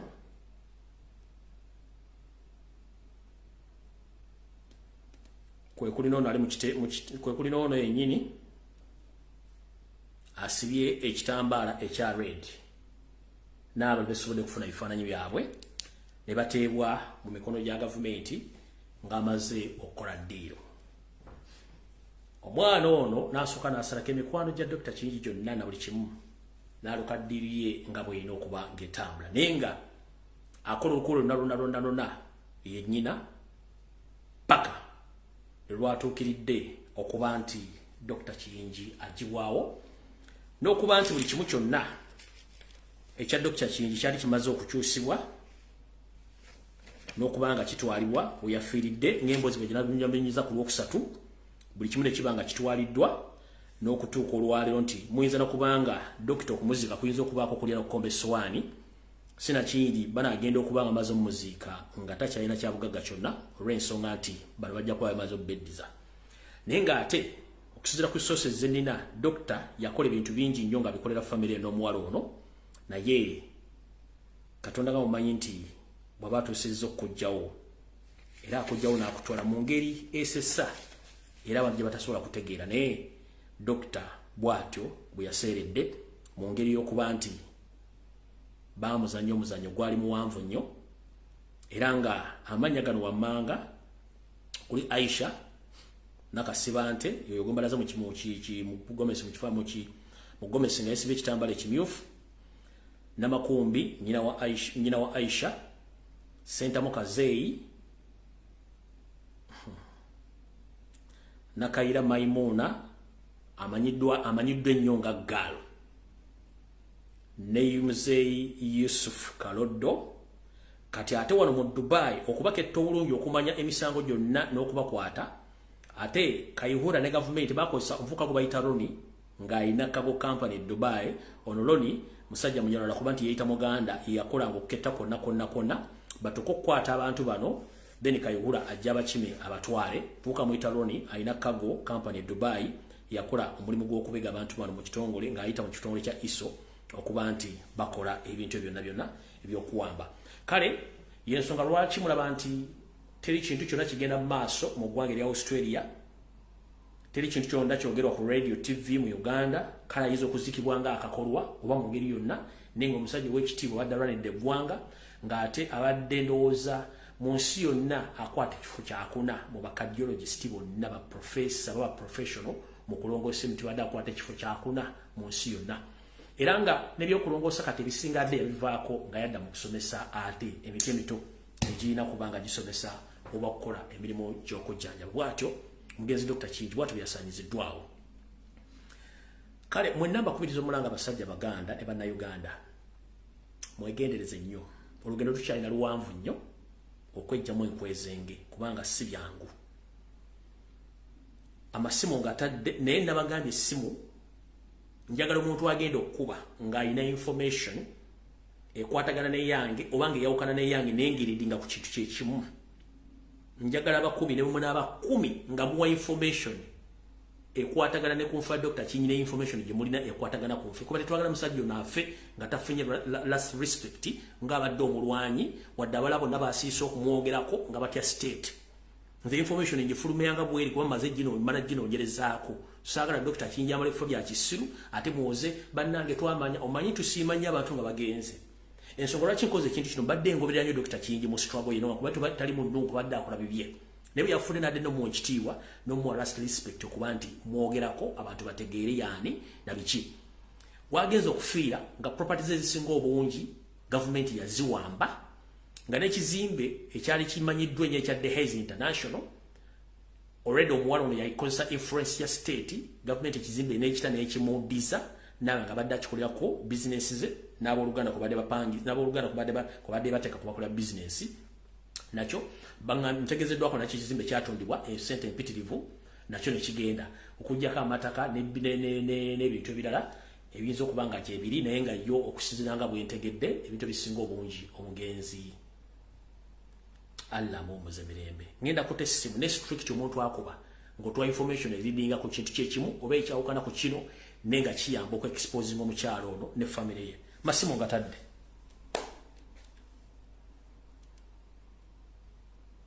songa za Dr. Kinyi strictly amasimu ngatadde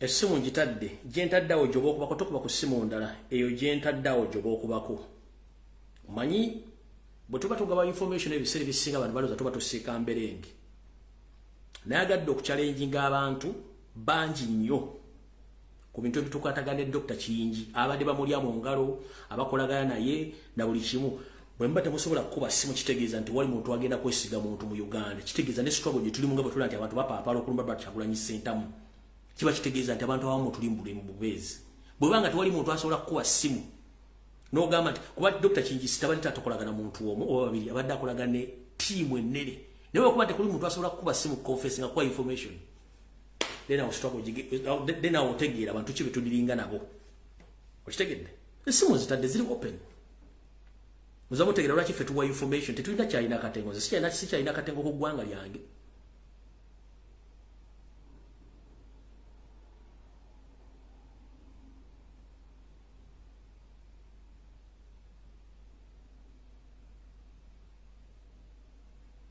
ndowooza olaba be batuyita bannayuganda abo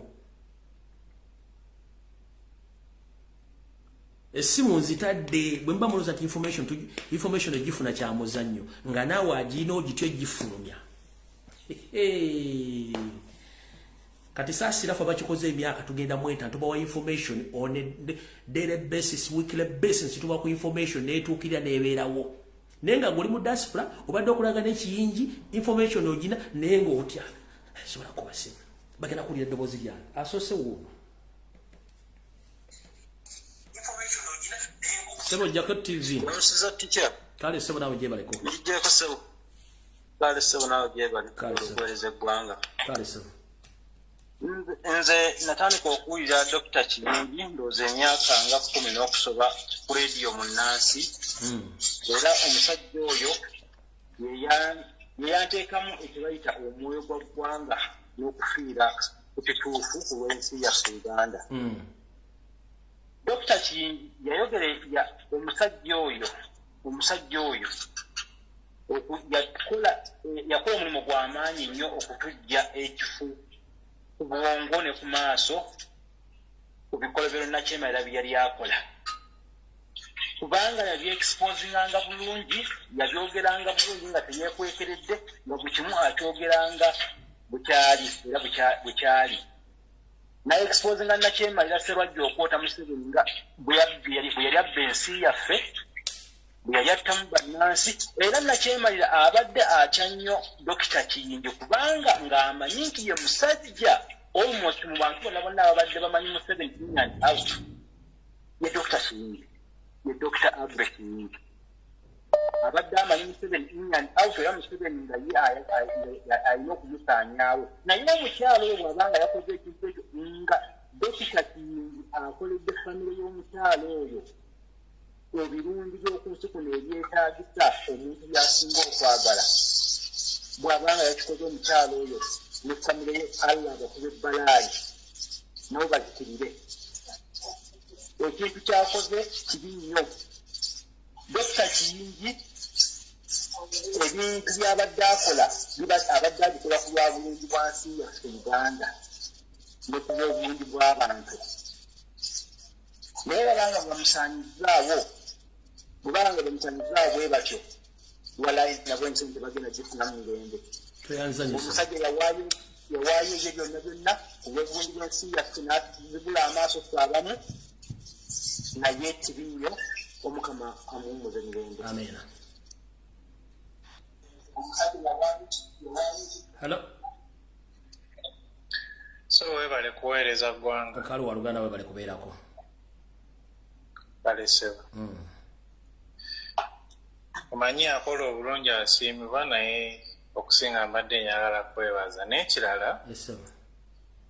Fred okoze omulimu sijja gamba nti oba kinaye at least gitulaga nze ndabayo nze nganze ne musajja muganda ate n'ebimu ku byenfunyeeko ng'obubaka omanyi mu Buganda ebirooto tetubitwala nga kintu kiri awo kyakusaaga naye oba oyinza okuba tokyajjukira audio gye nakuweereza nga ndikodinze naye n'obubaka bwajja mirundi ebiri era nze ndi musanyufu ku biki ebibaddewo n'ebigenda maaso ndi musanyufu kuba kati gye ndagandabayo nakati nsobola okwinterpretinga obubaka bwe nali nkuwa nga njagala obunoonyerezeeko simanyi bwe naaba nsobodde nja kuddamu ku recordingire ka audio nkakuwe nga bwe kaali naye nkwebaza omulimu gw'okoze ogukoze bw'oba okyakwongera gwongere naye gw'okoze gwo nkwebaza ogukoze kandeka abalala bateesa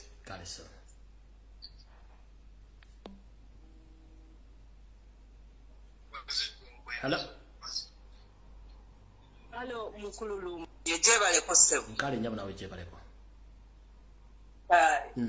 Kati nze mbadde mbuuza ka audio kange gyo akawulidde nanti tewali akuba kwogera ku Dr. Kiyingi. Mama nfuna audio zimpitirivu nnyo olumu sifuna budde buliza audio. Nfuna message impitirivu. Ka audio kabadde kataka. Nganjogera ku by'ettaka ng'ebyo bwe baziika e Bulaaya na buli kimu. Akettaka tujja kakola ku Sande. Nja kuwa chance okuba ku ttaka ku Sande. Njagala Dr. Kiyingi manyi tulina ekizibu kimu mu Uganda. Kansoke nkwato ono gujja kuba ku Sande ekitaka tugere ku Sande. Kansoke nkwato ono. Kale sebo. Hello. Hello sebo. Waji sebo. Ono Kaloli ali wano ku ssaza lya Kaloli. Yes.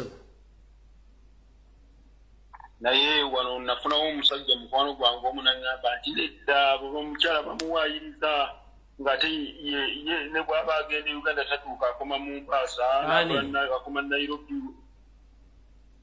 Nga ne omukyala omusajja ogenda okufa omukyala yabadde Kampala n'asiba omulambo ennaku 2 paka lwe yazzeeyo n'alyoka agulanga nga ye.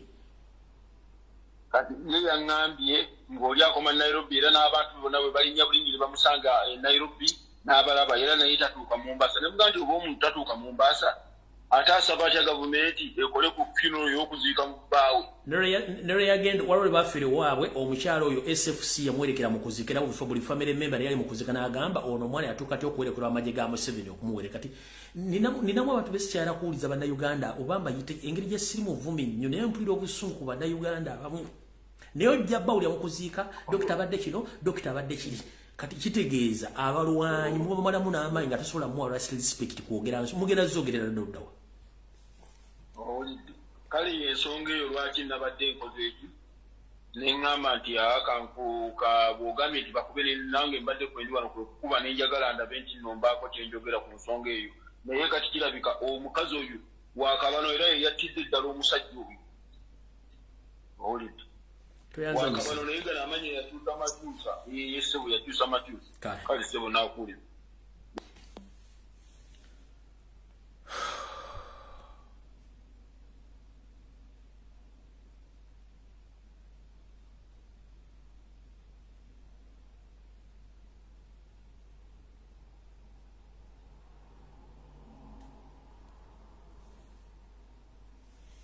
musajja ati Dr. Kinjiwumula Mirembe tewamanya nkwezingi ku bantu bobadde nabo okwetoola ensi yonna nga mwagala okujjako Museveni nga tekuli muntu asobola kuba simu kuwa information akwogera bigambo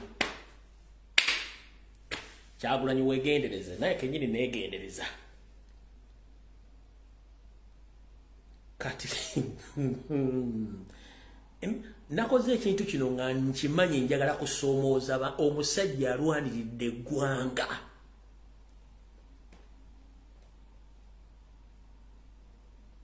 naye omusajja almost ndoza spending billions eziwere 15 okujjako Museveni naye kuba tolowooza nti abadde n'abantu bokka abadde n'abantu okwetoola ensi yonna bannayuganda where are they right now tasobola nakuba simu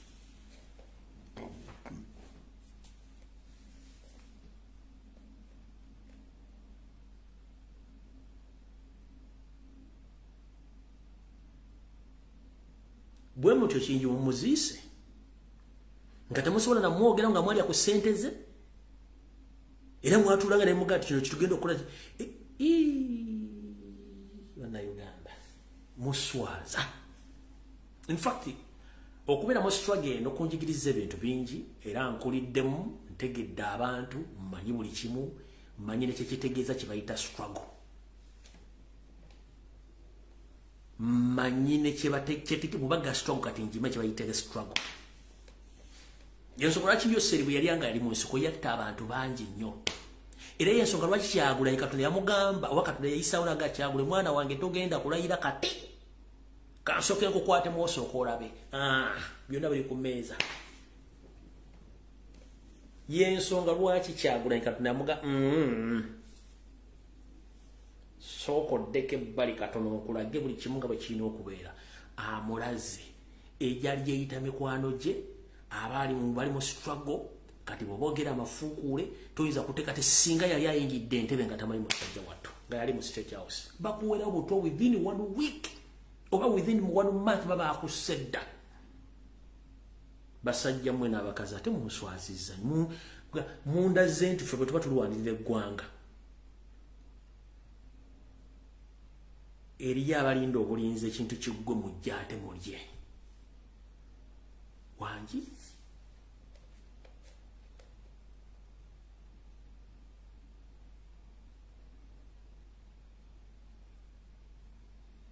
bwe mutyo muzise kiki tekuli ayogera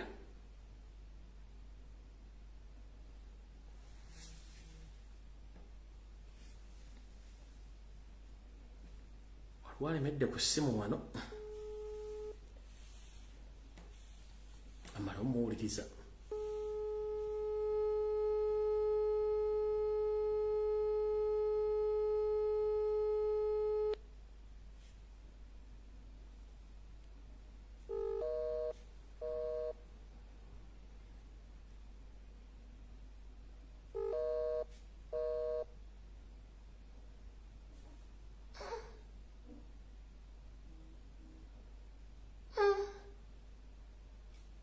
Kyagulanyi oli musajja nnyo kati kino kinzizaayo ku Kyagulanyi okuyigira eggwanga omuwamba ba MP bonna nga bagaanye okujja ate ne bamusanga ewe nga amaze okutuuka kitegeeza bwafa baba bali ku mudido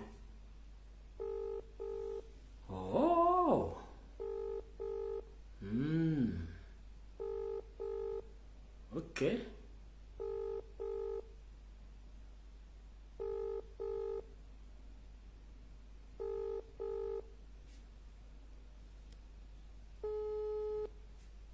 Hello. Hello, Mbulu, yejebale kusebo. Kale nyabu nawe jebale ko. Kale sebo. Kibinya ky'omwami oyo mwami Kiyingi. Ye mwami Kiyingi namuwulirako ebiseera ebyo. We battira mukyala we. Omusajja we baamuliisa akakanja. Bamulisa akakanja bamugobaganya era ne bamusibako n'emisango awo egy'okulya mu gavumenti olukwe. Ne bamuddusa emisinde era n'okunsijjukira n'okugenda. Yayitira neeno Kenya. Okiwulira? Naye ne neebuuzaamu nammwe abasajja Abaganda banange ekibaagaza abakazi Abanyarwanda okubamalawo bwe batyo kiki? Maama ogw'okulya gwasula wammese mu kita. Nedda naye kino kisusse bannange musooke mutunuulire bonna abasajja abawana Abaganda ababadde abagagga basigaliddewo balina ke balina. Anti Abaganda tugamba ogw'okulya gwasula wammese mu kita. Tosala gwakawala nga tonnasala gwakalenzi maama. Ku nsonga z'ebintu ebyo ensonga z'ekigo ky'abakulu buli muntu yeetegerera yekka. Tekiwoomera matama abiri. Banange buli muntu yeetegerera yekka naye kisusse kubanga n'omwami nannyini wooteri eri African weri waggulu African naye owulira era byebimu okiwulira oyo Haji byebimu nabo banaatutama kitalo nnyo kitalo ddala ebyange. Alenya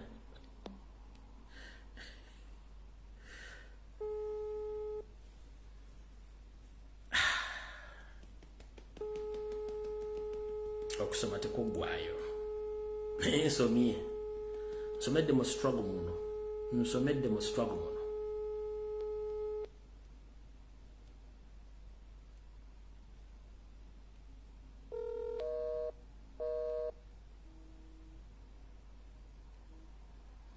Hello. Hello. Hello. Hello. Wanji sebo. Yebaliko sebo. Kale sebo nawe jebaliko. Kale ensonga gy'obadde oyogerako. Eya Dr. Kiyingi. Abadde ayina okufa. Because abadde threat ku hospital. Dr. Kiyingi abadde ayina okufa abadde abasuza teyeebase. Era ebiseera ebimu abadde tali very active nga yasirika nga bamusalira amagezi. Ate abadde abalumya omuko omulala abadde Amaama Mbabazi n'omukazi we. Amaama Mbabazi baamusalira amagezi naye ye neyeerwanako najja London ne bagamba spine magulu bikoze bitya. Omanyi jjukira nti naye yali agenest Muhoozi project.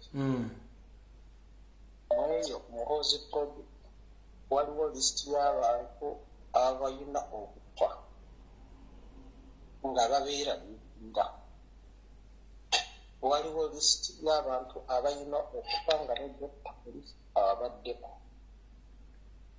Ate kino tekiri kumwami Kiyingi kyokka akasajja Kafulanka Gasumba abantu bonna gye baamuterenga mu kakonferensi ojja kubaako babiri abafa. Ng'era we yakola ku mutabani wa Amyonyo omusajja Abdul Naduli. Yes. Kafulanka Gasumba ke kameshonize balina bagenda kunyigako omuntu omu. Kale sebo toyanza nnyo sebo. Amina sebo.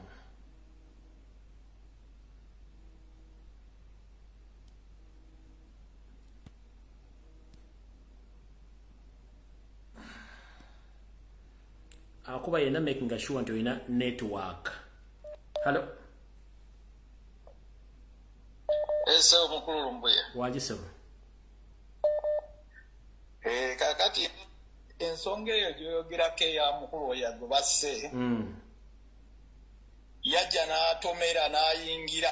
Omanyi obwo buzibu olwaleero ne Bobi Wine bwafuna.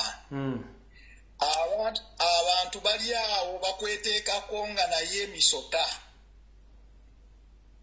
oyo mwami nga tannaba kulugwamu waliwo omwami oba omujjukira baamuyitanga Lusse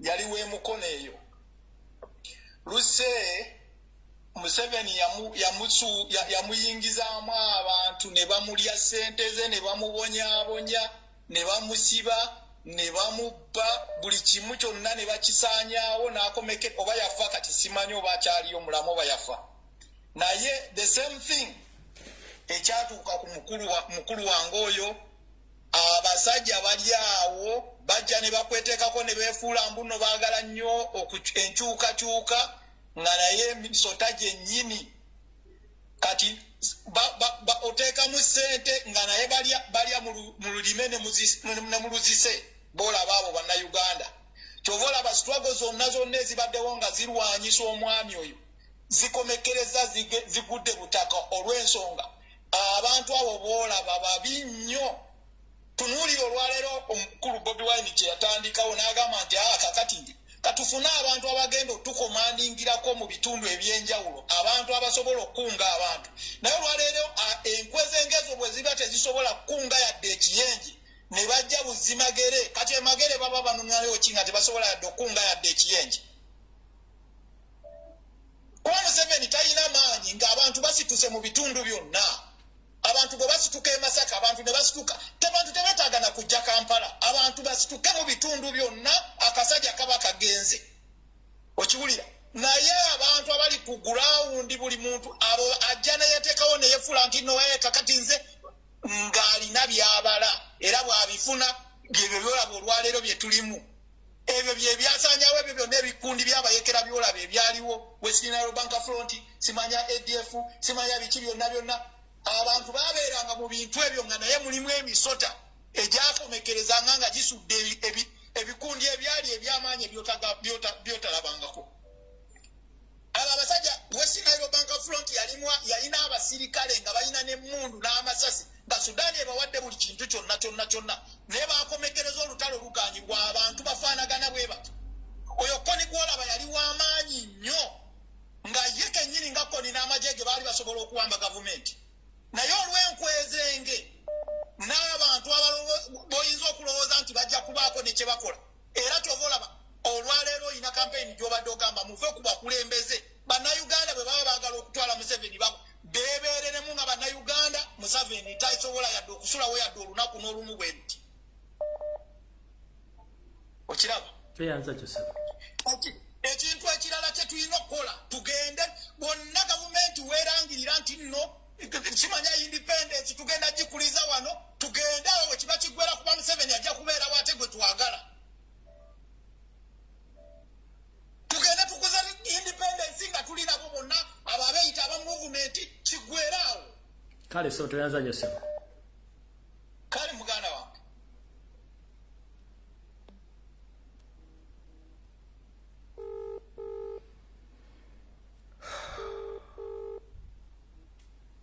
sebo Salonga Mulengejja tuli ku live Salonga Mulengejja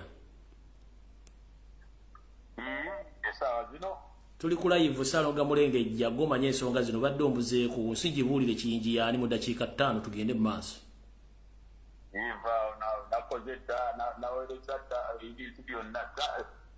Dr. Kiyinji yawadde musajja mulwanirizi wa ddembe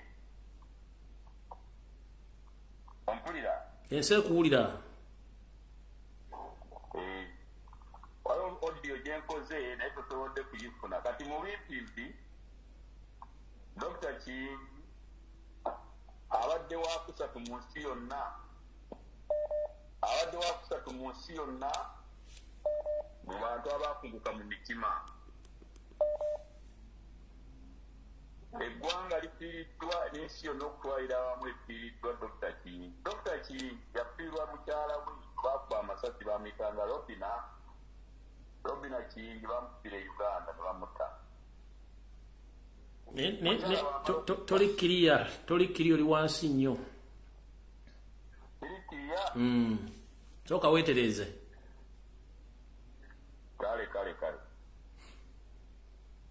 Sebo.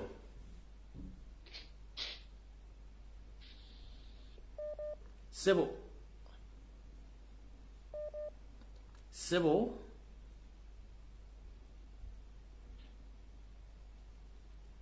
Seba akubye essimu simba kifeesi bagitutte storage.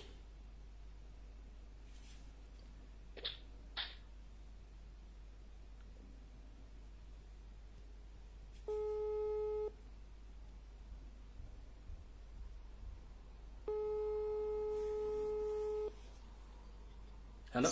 Hello? Sebo. Mbadde ndi mu traveling ngamba mu kyalo ovuddeko ono kali esubula. Kuyogera Sebo gwaliko.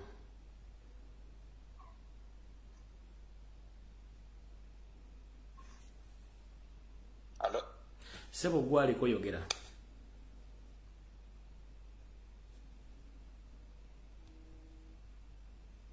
Hello? Hello, mwami Lumbuye gyabaliko. Kale nyabo nawe gye baliko. Kale bannange tufiiriddwa omusajja ow'amaanyi. Dr. Kibinja abadde w'amaanyi nnyo. Naye abadde akaaba nnyo Museveni okwagala okumutta. Ng'akaaba nnyo Museveni okwagala okumutta. Bwe twamuwulizanga ku leediyo munansi ng'agamba Museveni yali akasudde omusajja wanga mu Amerika amanyi okwakugasinga almost $7,000 ng'era yeeraliikirira okumutta. Era Museveni abadde amwetaagira ddala obulamu bwe okubumalawo. Ne bannayuganda tufiiriddwa omusajja ow'amaanyi. Abadde ali well organized. Ekintu kye tulina okuyiganga mu struggle nga he's good at recognizing anyone who has got something to do. Ng'asobola okwagala n'okutuukirira kusaba ne CV. Ng'oba omuntu yenna kantu konna omuntu kaba akozeeko ng'agabirawo ne certificate. Kwegamba ng'alina moral boosting gy'ateeka mu muntu. Abadde mugezi nnyo ng'ebintu by'alina ebisobola okuyamba eggwanga by'amaanyi nnyo. Naye obulamu bwe bugenze tukyakungubaga we tuli. Tukyakungubaga buli omu akungubagira omusajja ow'amaanyi ng'olitufiiriddwa ng'eggwanga. Omusajja Omuganda. Abo ababiri bwe baba babadde bafuga oba Kiyinja oba Bobi Wine. Ensi ebadde esobola okubeera contented. Naye abasajja abo omusajja Omunyarwanda Museveni atutwaliddwa omusajja Omuganda. N'amannya agamu abantu ge beetuuma tetutera gawulira, simanyi Nakayiira tetumanyi tegali nnyo ko mu nyambu tetugategeera. Obulamu bwe bwobuweereddwayo yattiddwa. Buli omu akira bulabi kubanga abadde akaaba obulamu bw'okubeerawo. Ng'akaaba bukaabi Museveni ng'ayagala kumutwala kumutta. Ng'ayagala kumuttira daffe twamuwulirizanga nnyo nga tetumisinga puroguramu ze. Nga ne waba agenda okwogera interview nga answering ebintu bulungi nnyo.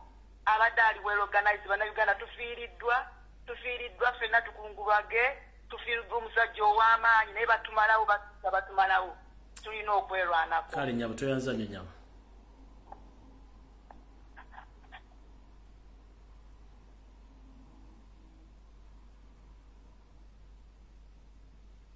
Sebo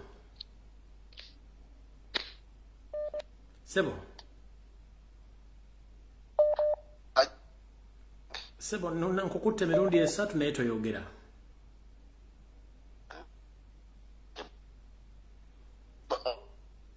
Wanjisi funa network. Hello. Batuweereza. Kale nyabo nawe bali kubeerako. Teacher, buno obubaka bugenda wa pulezidenti waffe omulungi omulonde. Omwami eyali embalala eyayina emmundu ku country tour eyasooka nga pulezidenti waffe agenze embalala. Kyaneewuunyisizza nnyo ng'ate ye mwami eyamuwambye ku nnyonyi. Eyabadde ataddeko akantu ka orange. Kyaneewuunyisizza. president waffe ayongere okwebeereramu nti abantu bagenda bamulondoola buli waabeera. Kale toyanza nyonyabo. Bajja mpozi n'ekirala mbadde nkuba omulanga nti waliwo bangi nnyo abatwogeredde nga bagamba mbu tetulina kye twakoze abantu babale tebaliiyo. Maama tewerwa nako. Enzivunula y'ebintu yonna ngikoze bulungi temuleekaana n'abantu. Okujja nga nategedde enzivunula yange. Tikyandeka nkamaleyo bambi. Nti mbadde nze kyensaba ti pulezidenti waffe lwaki taddeyo ku migration omukooneramu stampu ng'atambuza bigero okuva emagero ogenda Entebbe. Tikyasula bulungi. Mungu akume pulezidenti waffe bambi. Kale njabu nawe sula bulungi. Kale sewo.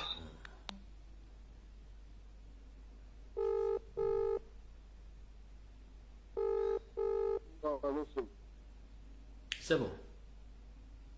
Wangi Sebo. Sebo muzindalo gugwo. Okay, nsanyusa okuwuliza mukulu Lumbuye. Kale Sebo ine eddakiika bbiri tugende tufune abalala. Nze Kalooli balidde okwabwe mbadde neerabidde ekintu kino. Nenkomawo nate nga njagala tulabe nti nno pulezidenti waffe bamututte ne bamuyisa ebbali nga teyasobodde kuwaayo biwandiiko bye kulaga nti ayiseewo n'ayingira eggwanga. Kati bagenda kumwegaana nti tayingiranga ggwanga ng'olwokuba ndi pasipooti ye tebaagikoonyeemu tebalina kiki kye baakoze. Kati atambuza ebigere tuddeyo tumugambe nti agenda kukoona mu kuyita mu migration bulungi. Tube nga atambuza bigere okutuuka Entebbe agenda akole ku mukolo ogwo. Kale Sebo Kale Sebo. Hello? Teacher. Wangi Sebo. Teacher. Gwali ko Sebo. Erinya miyingo. Sebo. Ekyembadde nteesa. Omukulembeze. Bwe tulabye b'emupya engeri gye bakolamu ebintu byabwe. Balinda serefi mu biseera ebizibu. Tubategedde nnyo, twongera okubategeera buli lunaku buli ssaawa eyitawo. Ekirala ku kya Dokita Kiyingi. Dokita Kiyingi oyo omuzeeyi yajja n'amumbuulirako ebitonotono. Yaŋŋamba omusajja oyo ye ng'omuntu kuviira ddala edda obukulembeze bwa Mwami Museveni tabwagala era n'asalawo okukola buli kimu kyasobola kulabika nga bukomezebwa. Naye abakyala bajja tutta abasajja bannange kubiriza Abaganda bannange mufube nnyo okulaba nga mwagala abakyala abava mu mawanga gammwe. Sebo. Ffenna. Sebo. Wangi Sebo. N'Omuganda akutta. Naye ate Omunyarwanda kibi nnyo kuba omuwasa okimanyi nti olina musota. Omuntu oba alina omutima omunafu ng'ali ankuzibwa n'Omuganda akutta. N'Omutola akutta, n'Omusoga akutta, n'omuntu akutta. Just embeera za muntu nti mugumiikiriza oba asobola alaba mu butonde bwaffe okusinziira kunze Abaganda tulina omutima eminafu mu kigambo ky'okutta abantu. Muganda wange eyawase Kabaka Mwanga obutompozi yali mu Japan.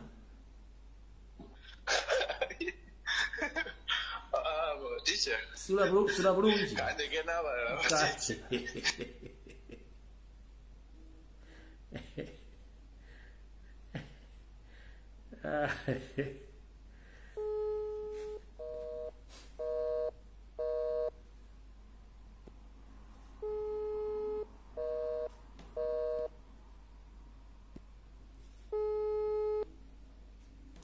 Sebo. Ogwebale. Nkale Sebo nawe bali kubeerako Sebo. Kakati ngenda tukira ku nsonga ngaloga musanjuwe. Bannayuganda bagoberera Lumbuye mbalamusizza waliwo ebintu bibiri ebikwata ne Dokita Kiyingi n'ekintu kye nneewuunya nga ffe abalwanirira ensi yaffe era bannastruggle. Dr. Aggrey Kiyingi yali musajja wa Buganda nnyo.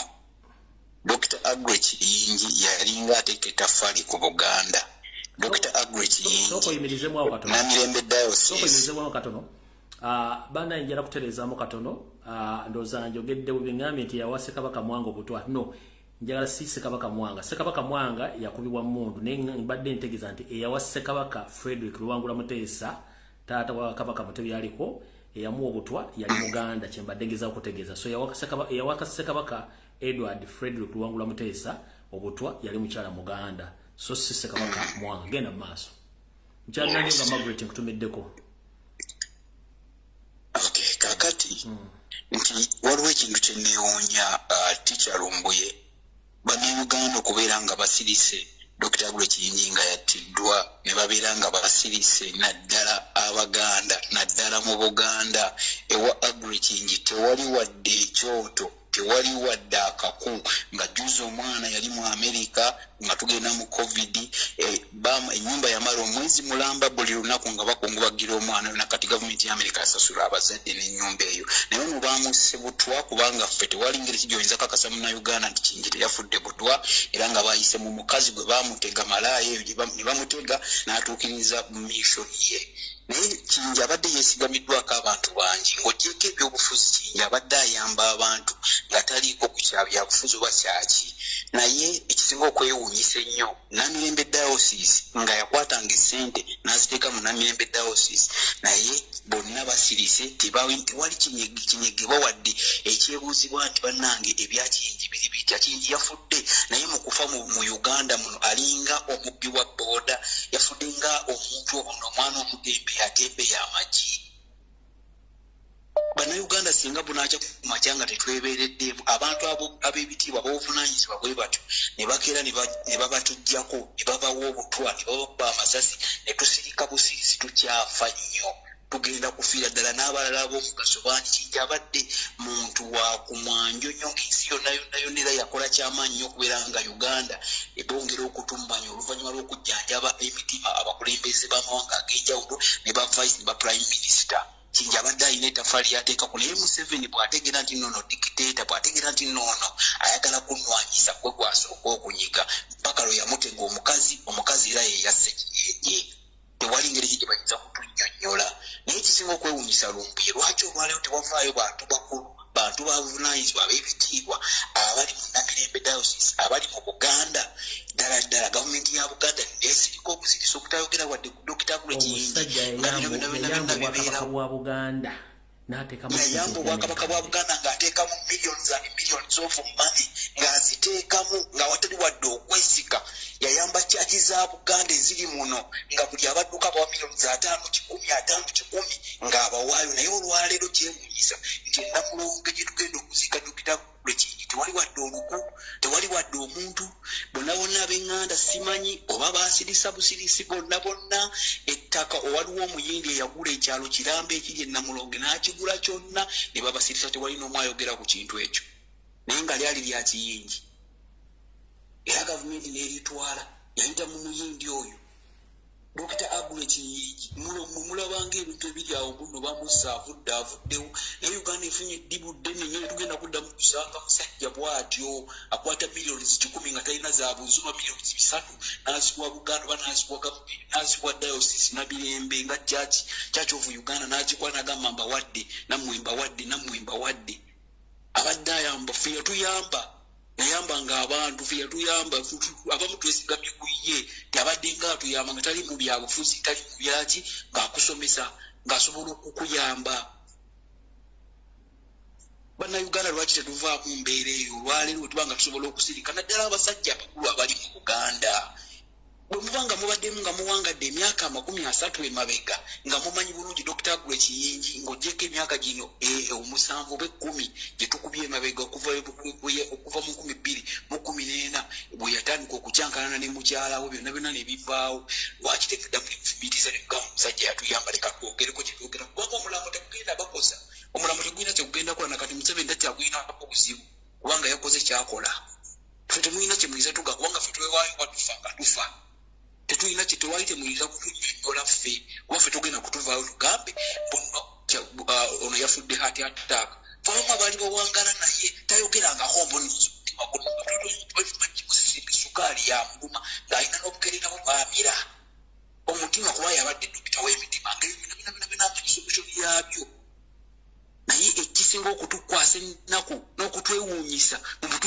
n'agamba naye kati nze nayogera n'agamba ani anantegeera tewali kyebagenda kutugamba nga Buganda esirise tewali n'omwe omukulu siina wadde omukungu namu gwe nali mpulidde okuva Kiyingi bwe yafa ng'ayogera ku kyatagula Kiyingi Buganda gavumenti ya Buganda ng'esirise tewali muntu n'omu yali avuddeyo n'agamba nti Namirembe Dayosisi eyimiridde evuddewo naye ng'emyaka 3 Kiyingi ayimiriddewo Namirembe Dayosisi agiyimirizaawo n'ebyafaayo byebiri era njagala principal wange yegendereze nnyo abantu abamuliko n'abamutambulirako abalowooza munno bakola ki nti bamwagala nnyo naawe tija Lumbuye ngulaba ogera n'oyogera ebintu waneeno n'ogamba abantu bamutima abantu otanategerawo gulawundi fe tumanyi nga balina Kyagulanyi naye nga bajja mu nsolima nga tubamanyi babaka ba palamenti bamaze ku palamenti 15 years nga bali mu palamenti naye nga nsolima kubanga ye tebamukwata ekibeerawo avuma Museveni n'avuma Bajjero Sabimusani n'avuma Bubyomu naye tebamukwata bakola ekyeza masaawa 6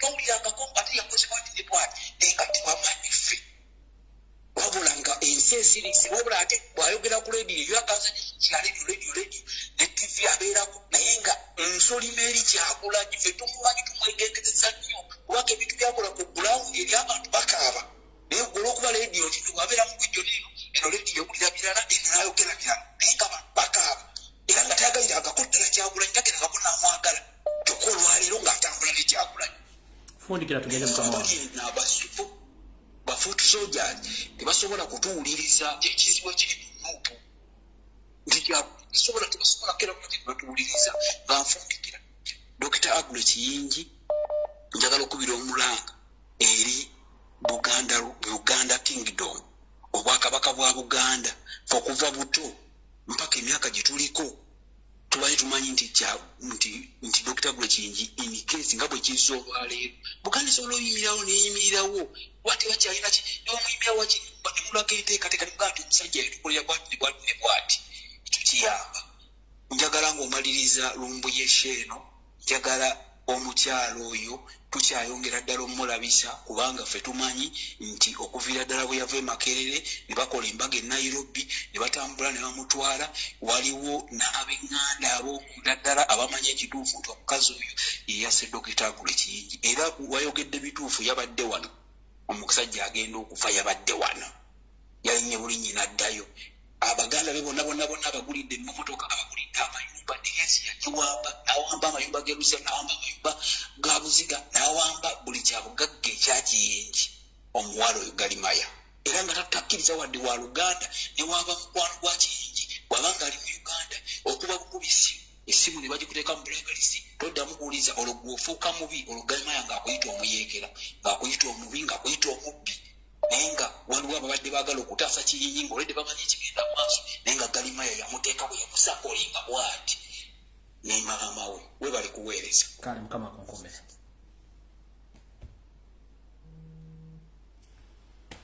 Dr. Kiyingi sina bingi byengenda kwogera mukama wonna wakutadde akuwumwiza mirembe obali kulwanira yansi nakulwanira Bwakabaka lwakuba nti ku mulundi ogusembyeyo bo tebakuyimiriddeeko wadde okwogerako ffenna lyekkobo enjawulo yakusookayo kulwa Katonda n'ensi yange nze kusabira ki mukama akkingirize buli omu alina olugendo lwe naye nga buli muntu weetunulemu baana bakwetoolodde nakikyozaako maximum respect mukama bankumire vidiyo ewedde tusenkane ku Sande mweraba